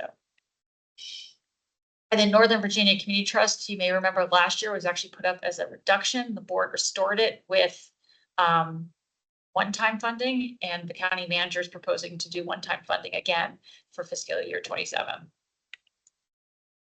Another piece is our revenues, right? We bring in funding. You'll see, and Keisha may have to answer this question for you, but you'll see that we are actually proposing a lower revenue than we had in the past. As Keisha came on board, she's been with us for 2+ years. She's sort of realizing that while we have adopted dollar amounts, our actuals were actually coming in lower year over year, not a huge amount, but enough that we felt like at some point we needed to adjust it. So what this year is kind of an adjustment to show that we want to really reflect what we're actually bringing in and not trying to say like, oh yeah, we're just gonna keep growing. So that's why it's lower this year. Even though. Does that help? Is that a result of the fact that you do fee reductions for people that request it or that, that qualify? So our revenues include fee reductions as a component, but like Jane said, our prior budgets were a little aggressive.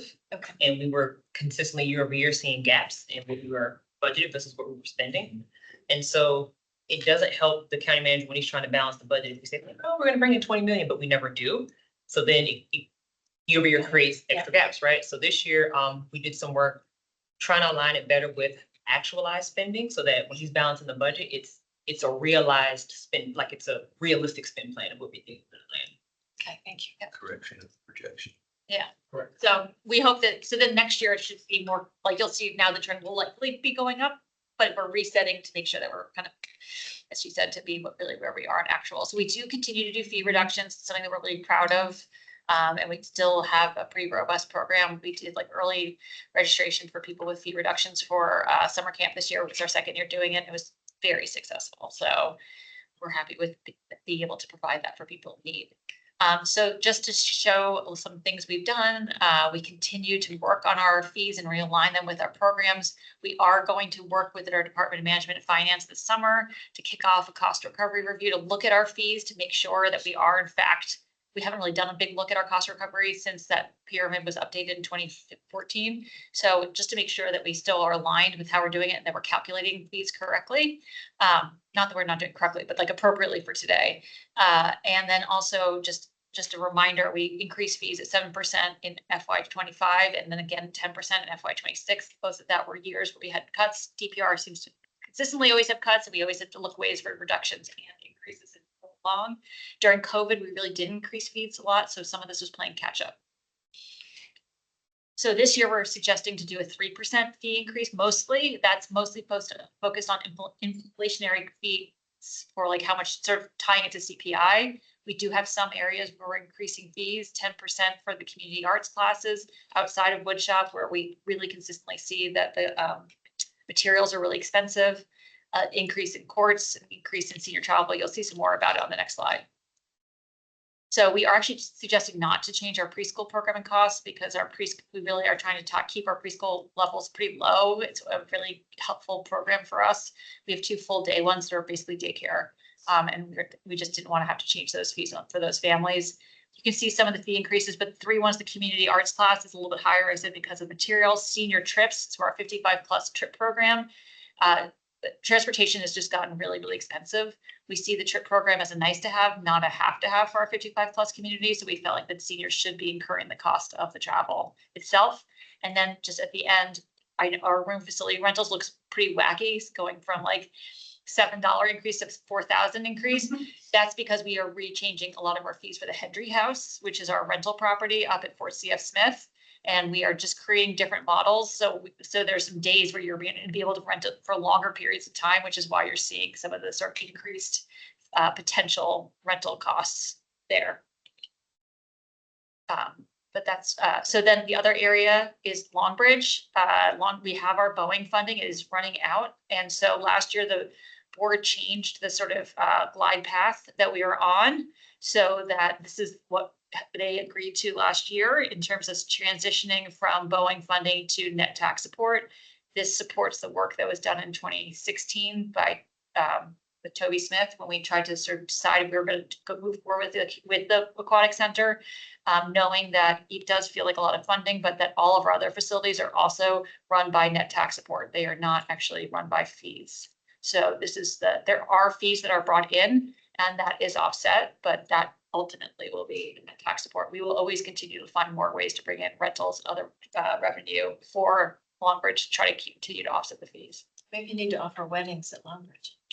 I could just jump in. Weddings in the pool. So also part of our budget is the capital program. It is Eric Beach, my colleague, presented it at the board, but this is 3 slides, so I told him he could have the night off. If you are interested, this is a CIP year.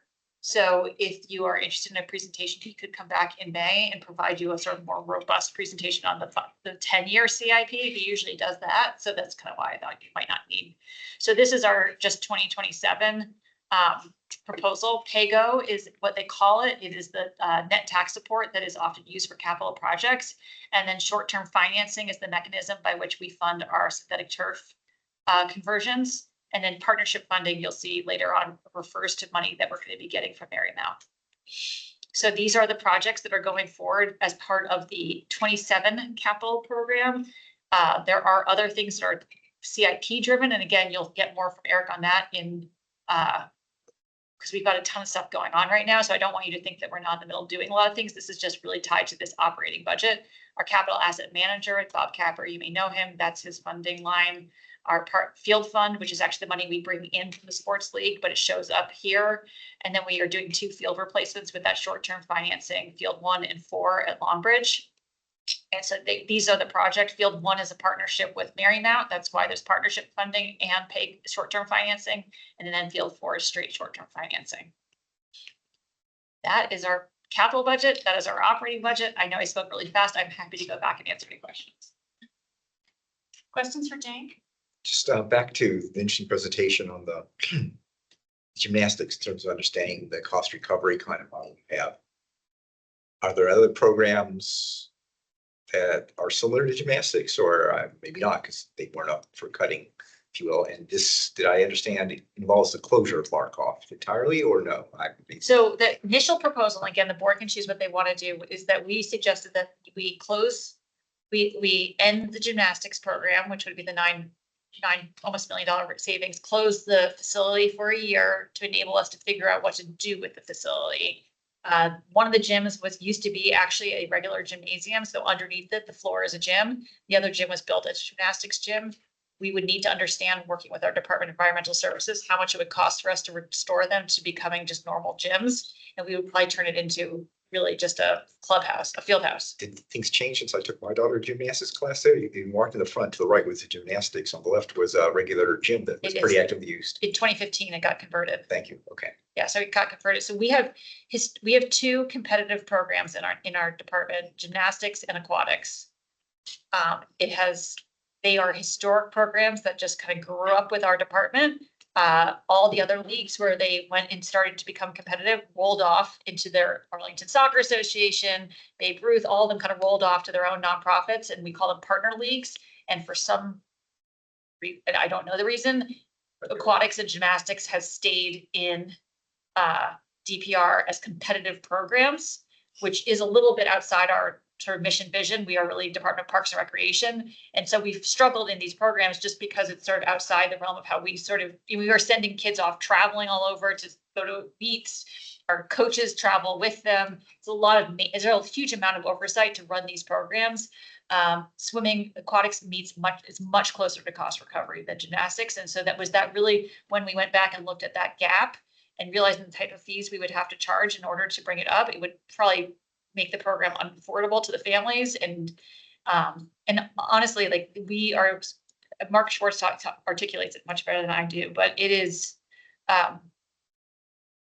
it's frustrating to communities, right? Like, but we don't know going in when these cuts are going to come. We don't know what the financial lookout was going to be, so we don't always have the time or the space to kind of think like, how do we fix this, or how do we turn this around, or how do we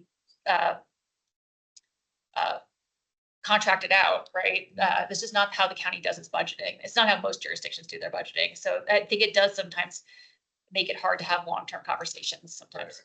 But then presumably like tennis programs are meeting some cost recovery. Correct. So all those programs that you see, we could look at it. And kind of say this one stands out for being not really doing it. Correct. This is a very staff intensive program, whereas most of our other programs typically meet their costs. Like if we have a contractor that teaches tennis classes, the class costs how much the contractor to run the class over some overhead, and then plus some overhead that we charge. Other questions for Jane? I just have one.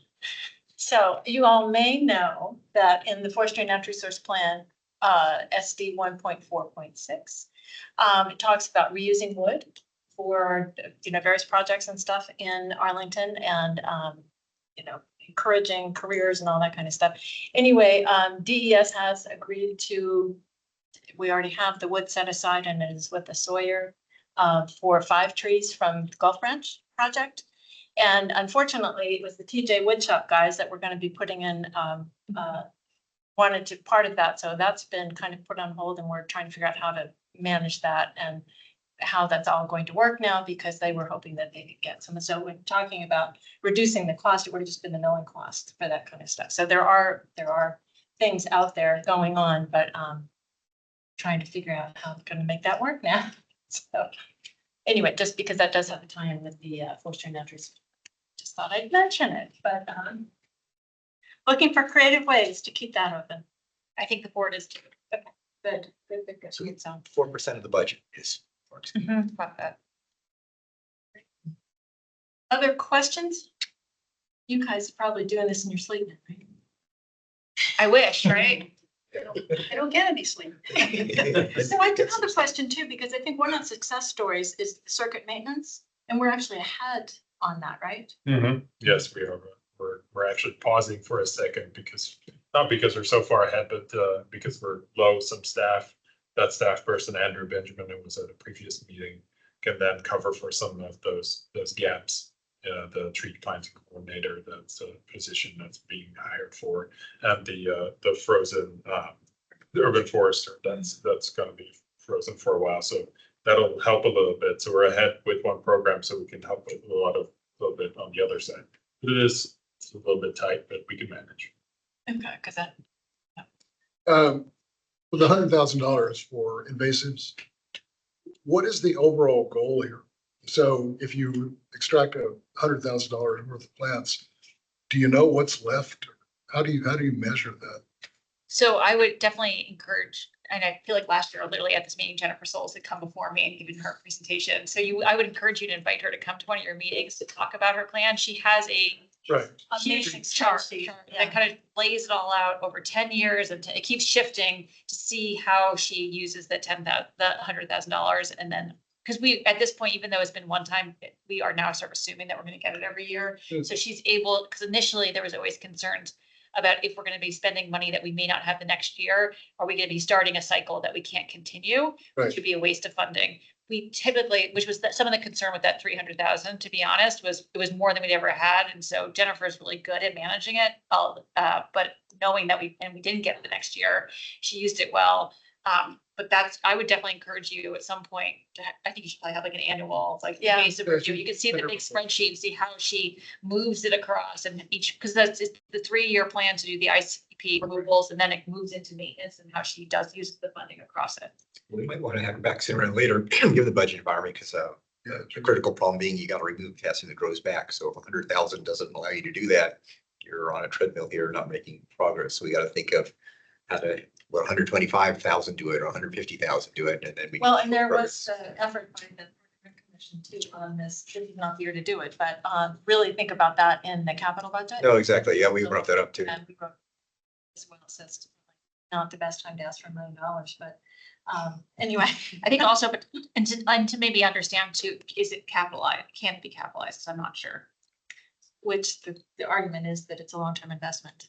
I could hear that argument. I'm just A saying lot, from a straight up bonding perspective, I don't know if like the bond agencies would actually agree. So that's who we Oh, interesting. Like fish, yeah. I mean, yeah. So I just have one more kind of larger conceptual question. I know Vincent works in your department, but it's kind of a bigger question in terms of the forestry and natural resources plan, the 40% goal. Now that we kind of have that in a plan that came out, has that kind of changed your approach or thinking at your level of looking at this department in terms of how to conserve trees and things like it, removing invasives helps us have more plantable space for trees? How has it kind of affected your thinking about things? The 40% goal. Well, first of all, I now get to be on a chat with Vincent every single day. So I think it's been partial of it is just the aggressiveness by which we want to make sure that we are, just your conversation just now between like one tree or see if you can get more. I think that we are working really hard to see if we can get any plantable area. 2, I think pushing all these different things like the invasive plant removal, but even the deer management is actually will have forestry implications that we are really kind of excited about. So, and that would not have happened without people like you all who really push the board to kind of finally deal with it. So that could have a huge amount of opportunity because once we are able to actually replant in the forest, like you'll be able to actually regenerate. So I think we're just trying to be more aggressive in sort of all different ways. And then also we're part of that low residential study project as well. That also potentially would be able to have more planting of trees on private property too. I mean, we all know that the private property issue is one of the bigger issues as well, but Vincent's at that table as the staff team. And so I think also making sure that we are in the room is really important. Oh, thanks for that. We just need to clone Vincent and make sure he's sitting. It's happening. Yeah. Well, minus forester position, so you guys would be working a lot. So anyway, other questions for Jane? We should let you all go. Okay, well, it's nice to see everybody. Thank you for coming. Really appreciate it. No problem. And so we will get Eric on the CIP at some point. Yeah, I will talk to him, If but yeah, that's, if it seems appropriate. I think he always comes. Yeah. Yeah, he usually comes, so I don't see why he wouldn't. He may be doing the same hopping between meetings, but he Yeah. won't be here. Were they both in the same building for you all? They're the same meeting. They do that once a year. You started it, Caroline. Yeah, I know. Yeah, it's still happening. It's the once a year sports and Park and Rec meet once a year as a joint meeting and I don't know. I leave before they start to figure out where there's overlap, but I present the budget to them together, so. After that, they just separated into I think so, honestly. I don't know, March Madness, who knows what they're doing? Yeah, I know. Yeah. I think a couple of them are looking at their phones, most of it. There's some big games tonight, so. Yeah, absolutely. Thank you very All right, much. nice to see you. Nice to Thank see you. you. Thank you. Thanks. All right, what do we have? We're at our. Okay, on schedule still. Okay, so we are ready for February minutes and staff reports. Oh, you know what? I'm sorry. Before, we need to do a budget letter. And I'm supposed to be speaking at April 8th. They're gonna have all of the commissions speaking the same day, which is like 2 weeks before they're gonna finalize the budget. So anyway, it's, I'm sure gonna be really meaningful. But last year, let me just, what we had in there in our budget letter and what do we want to say in this one is, Long Branch Nature Center seems to be okay. I didn't hear it. you know, and maybe it's worthwhile just highlighting that the nature centers were funded and that's something that this commission Speak has. positively too. Yeah, so I mean, that might be the kind of budget letter we have this year is, thank goodness we don't have massive cuts. I mean, I know the forester position is gonna impact you all. But I'm looking at, you know, everything else that's kind of going on. Even compared to what we've had to argue for the last few years. Yeah. Right, This is the Started light. out in a better place this time than we have. because we raised the NBCT issue last year, which that's in. Invasive species management, so get that additional 100,000. The tree canopy fund is coming out of the stormwater, right? Well, there's money in the fund. There's now money in funds that cover years. There's no need to supplement that. So we probably don't want to include that. Because Well, that's an you issue. can, but I'm not There's no telling you what point. to put in your Yeah. budget letter, but there is funding to cover an entire. But but stopping the invasive issue, you know, if all these issues have anyways, now assurance of preventions with how to cure, whatever the case may be. But this one a little bit more than most in terms of some of the issues you deal with. If you put 100,000 in, then skip a year and then it all goes back, your 100,000 was just thrown away kind That of can be thing. the overall theme, Yeah. too, is that long-term planning that And makes sense. it has this appearance of a labor versus assist, but in fact, if you invest in it and pursue it persistently, you can control. In a fun, you know, our own neighborhood, Upton Hill Park, right? 10 years ago, they were saying you can't get rid of the ivy. Well, a little bit of COVID and a lot of extra work and you can get rid of a lot of it. So it's So one question I did have later is on COVID, don't the get me tree wrong here, walk, but Yeah. because that presumably will be cut or maybe cut, I need to refresh my memory on that because that's in a different. because that's on one of, What'd you say? tree watering. I know was one item that as for the land, I don't know if that comes in landscape management or where that comes, but Yeah, if I remember correctly, I should remember correctly, whether it was one time or not, I'm not 100%. Can I look that up while you discuss the rest? yeah, that would be the one other thing that I might include in there then. Other issues that anybody can think, I mean, I guess we also should talk about the forest Should be position, continuous. you know, it cause more work for a forest. Considering everything else being cut, it's kind of hard to. Uh-huh, So would it be, I'm most concerned about the forestry position. okay. And so would it be appropriate to say something to the effect of, we understand why there needs to be a freeze on it now and for a year? We don't want that to morph into it's gone and it will forever be gone. That it should be brought back when, you know, ASAP. And maybe some monitoring of what the impact of that was. Sure, yeah, because I think the point you raised, Josh, it's penny wise and pound foolish. You get much more cost effectiveness if you have trained staff already work way beyond what we might expect to, if you get another person on that, you just cover so much more ground. Okay, does that sound like those issues that I listed? You want me to go through them again, or is everybody got that, what we're talking about? Oh, I was gonna add the, oh, it's in here, yeah, from last year. So invasive species or the position is, lack of forester position, need to just make sure that's only one time. Support then the funding for NBCT, invasive species, deer management, nature centers, and then we'll figure out what's going on with tree water. That was one-time funding, so that was not renewed. Okay. That will go back to staff. So that was contractor funding? That was contractor funding. Did that make, I mean, can you give us a quick, how did that impact things? It was successful largely. We had a tiny hiccup during the year where they skipped some trees and they compensated for that. They were going to do additional watering this spring. The coordination was pretty good. with our contractor. I would love to continue it, but it's not in the proposed budget. Okay. That sound okay? Do something on this? I'll send it out for everybody, but I'll just get the basic points. I think it's remarkable that in this year of tight budgets, that the things that we're passionate about that are in peril are not big things.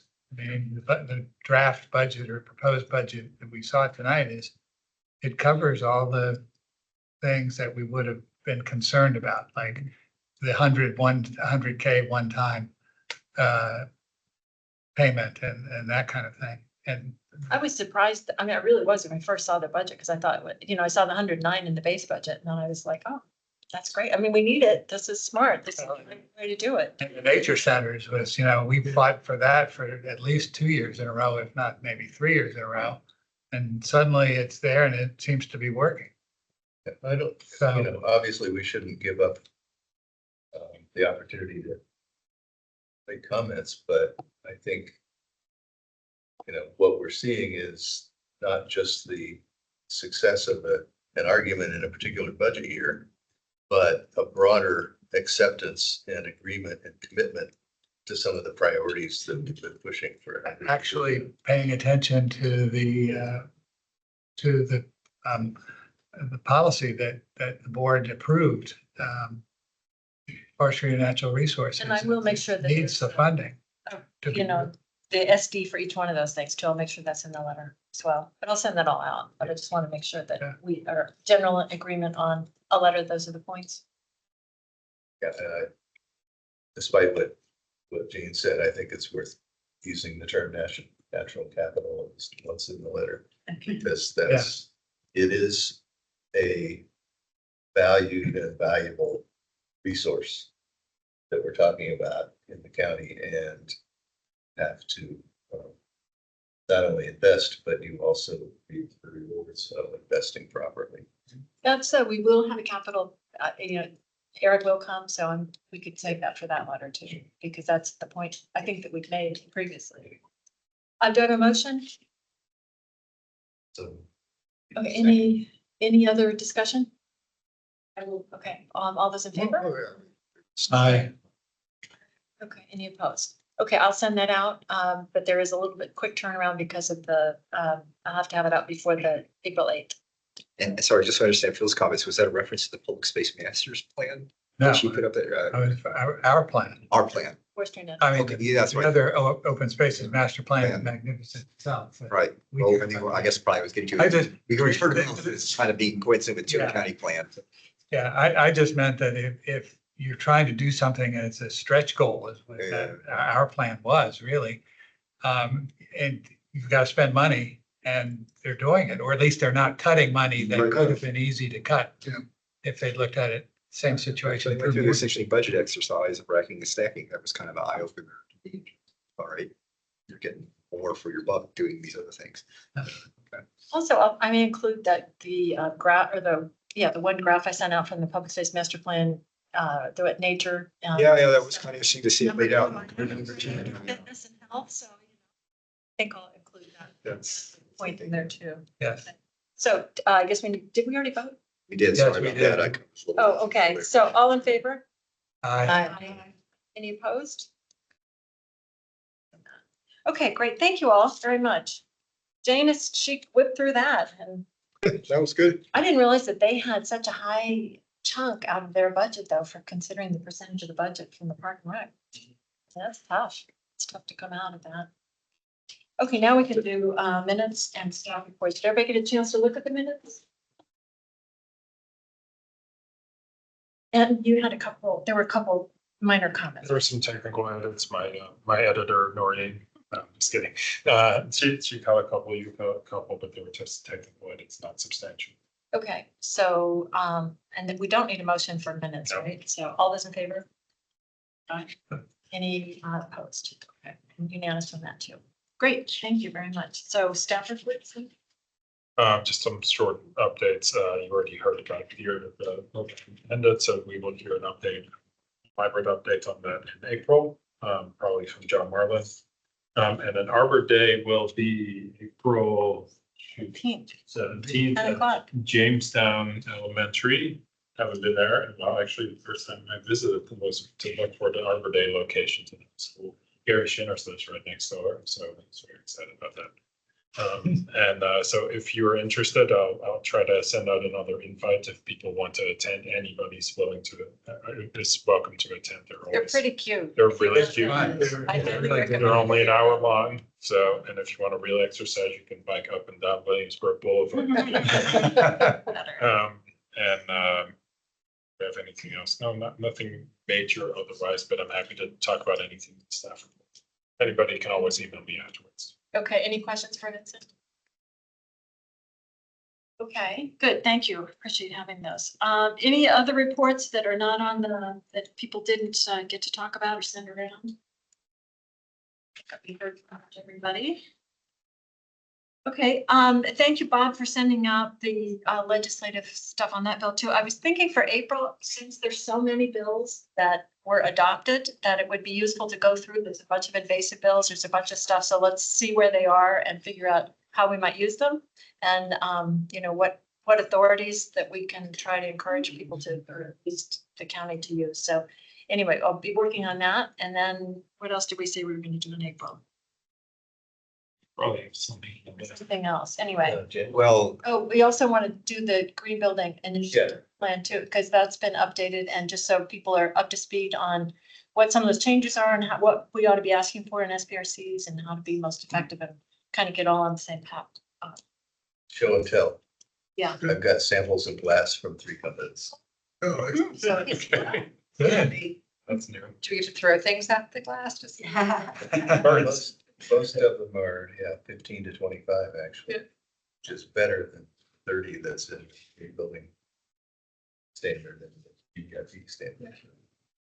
and a presentation from Jennifer on gas powered leaf blowers Oh, or yeah, something. I don't know if we'll get a presentation, but we'll get some response. So Josh had sent around too that the survey results were 18 months, I think was the recommendation. That's what was in our letter as well, right? Well, yes, kind of like that. Well, should I spend a minute on it now? Is this the time? or- Yeah, new business, if, yeah. Yeah, okay. So I flagged for Catherine, I think the staff report was February 24th. Jennifer, what do you? Be ready. Thank you very much.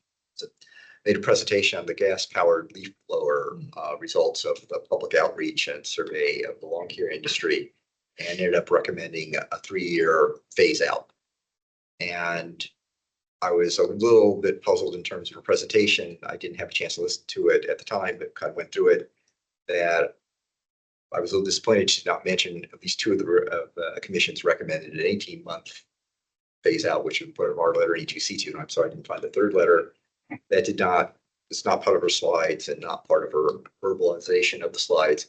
And then when she got to review feedback from the public, the lawn care industry, the largest segment of folks were accepting of a 1-year phase out. You add that together with the people accepting of a 2-year phase out, it was something like 49%. Take the ones that don't care, you kind of had, if you will, majority or close majority respondents that would be happy with 3 years or less. Lawn care industry, of course, was the other way around. Of course, I shouldn't quite put it that way, but it was the other way around. So I was a little bit disappointed again that she did not portray that a little bit more, for lack of a term, balanced fashion, and kind of make an offer to the board. You kind of have these options to consider. We have a body of folks that were in favor of a shorter time frame, lawn care industry, a longer time frame, rather than just recommend 3 years. So I at least maybe this would appreciate having a bit more from her on her thinking about this. Why the 18-month or shorter, sorry, 2 years or shorter is not feasible in the general scheme of things. But I thought you were notified of the situation. Yeah, and we'll something back. Yeah. Okay, anything else anyone has? I have something that you'll be happy to know. I'm not saying write a letter or anything, and this is not in the purview of the commission. But if you haven't heard, the National Park Service is proposing to clear cut vistas along the GW Parkway that's in Arlington. Mhm. And so the comment period is open until April the 11th. And they did a presentation. Four people from NPS were on the panel that presented it. And I think unlike the situation with Dominion Power, but I think if people submit substantive comments, we have a good chance of stopping it or limiting the clear cutting. If you go online, and do GW Parkway Vista Management, there should be a website there, and they should have posted by now. I didn't check. I was going to check before I came here tonight, but I didn't. But I'll upload the recording of the public meeting. I heard it was pretty bad. That they answered, they basically just answered 4 questions and that was it. No, I thought it was, But I was very. 2.5 hours long. yeah, I heard it was pretty much repetitive. It's on their website that you can watch it, and they also, sorry, but they have 5 options in the EA, everything from doing nothing to clearing all the vistas. Well, or something. Yeah, and so they take a look at all the 5 options that we were looking at it just from a county perspective as well. So this, as you all know, or may not know, but this happened, when was it, a year or so ago? Yeah. And they basically just took down, so one of the park stewards Right. with NPS on invasive management, they just came in and did a clear cut in an area that they had tried to restore.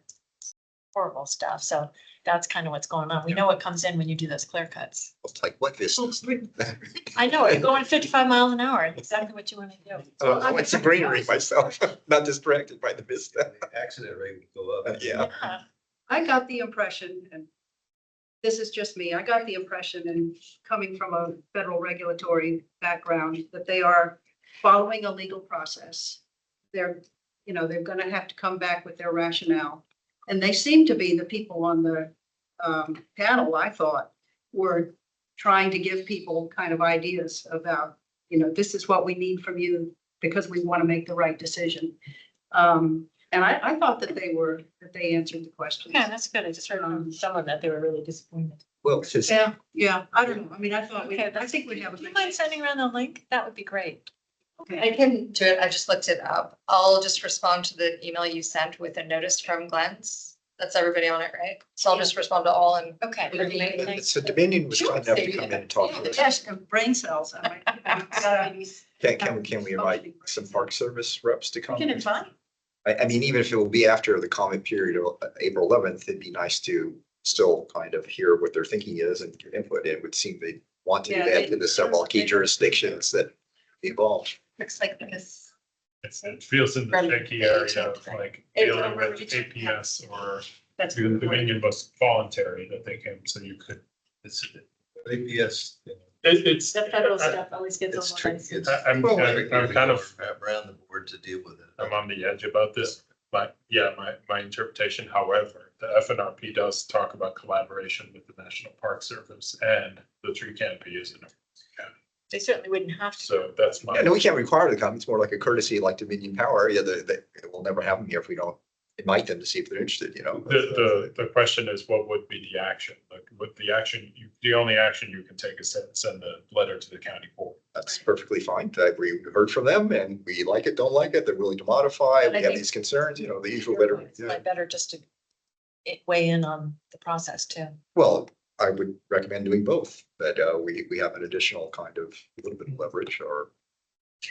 And the April 11th, that's the first round of public engagement. They'll And have a that's the couple- deadline? It's April For 11th? this, for the, to talk about this round of proposals. And then they're gonna come back with, with further refinement and Right. so that April 11th is not the door's not slamming shut on public input. Okay. They have 5 options now. They usually, if I remember my EA and EIS processes, they usually go down to 2 or 3 options. It's the next level after they get all their input, and then there's another engagement. But it's usually good, as we all know, to get in early, but you wouldn't be able to get a presentation before this first engagement. Right. No, it'd be either reporting on, or maybe it'd be in May when they have some. We can sense have of Glenn it. come But talk about But, it. it was helpful to hear from Dominion, Yeah. what they're thinking, their point of view, Yeah. a lot, I think. So it was nice of them to show up and do it. Yeah, or get Glenn to do it. It's worked closely with him as volunteers. So, okay, anything else? Well, I'll send around, I guess, maybe the email I sent you, or you can, in terms of a little update in the gas powered leaf blower, if you know. Everybody has it. Yeah, go ahead and do that. Anything, so nothing else for the good of the group. Okay, thank you. Oh, I know, Stephen, you want to give us anything from APS? No, I think, thanks to Vincent, I think he was helping, Steve Stricker on tree wells at, or tree pits at, the Hopper building that's coming along on Walter Reed. So thanks for that. And they hope to get the trees in there on the spring schedule, which, Steve thought was up to June 1st. And if they don't get in, then I think they'll talk to Vincent about trying to delay to the fall. But anyway, they said thanks for that. Okay, thank you. Nia, anything? Hey guys, just wanted to, I don't know, I can't remember off the top of my head who is your SPRC rep for Waverly Ridge, but we will not be meeting as a planning commission on the 8th of April. Instead, that has been moved to the 7th of April due to Okay. a conflict with the board in the, some of us will have to be there on the 8th anyway. But just so you guys know in advance, that'll probably be announced shortly. They've just finished. We have quorum now, so it'll be announced, but I thought I'd mention it. Okay, thank you, and thank you for for coming tonight. We always appreciate your participation, so thank you. Well, thank you. I love trees. Thanks. Leslie, I know you said you didn't have anything to report, but I just wanted to let everybody know that you have been here as well, so thank you. Good night, everybody. Thank you. It's an interesting meeting. Thanks. Good Okay, night. Thank you. so we'll see everybody then in a month, right? Yeah, right, thank you all. Yes. Mind if I walk through tomorrow? No, I think it'd be great. Is there a particular spot on the site where it's gathered? No,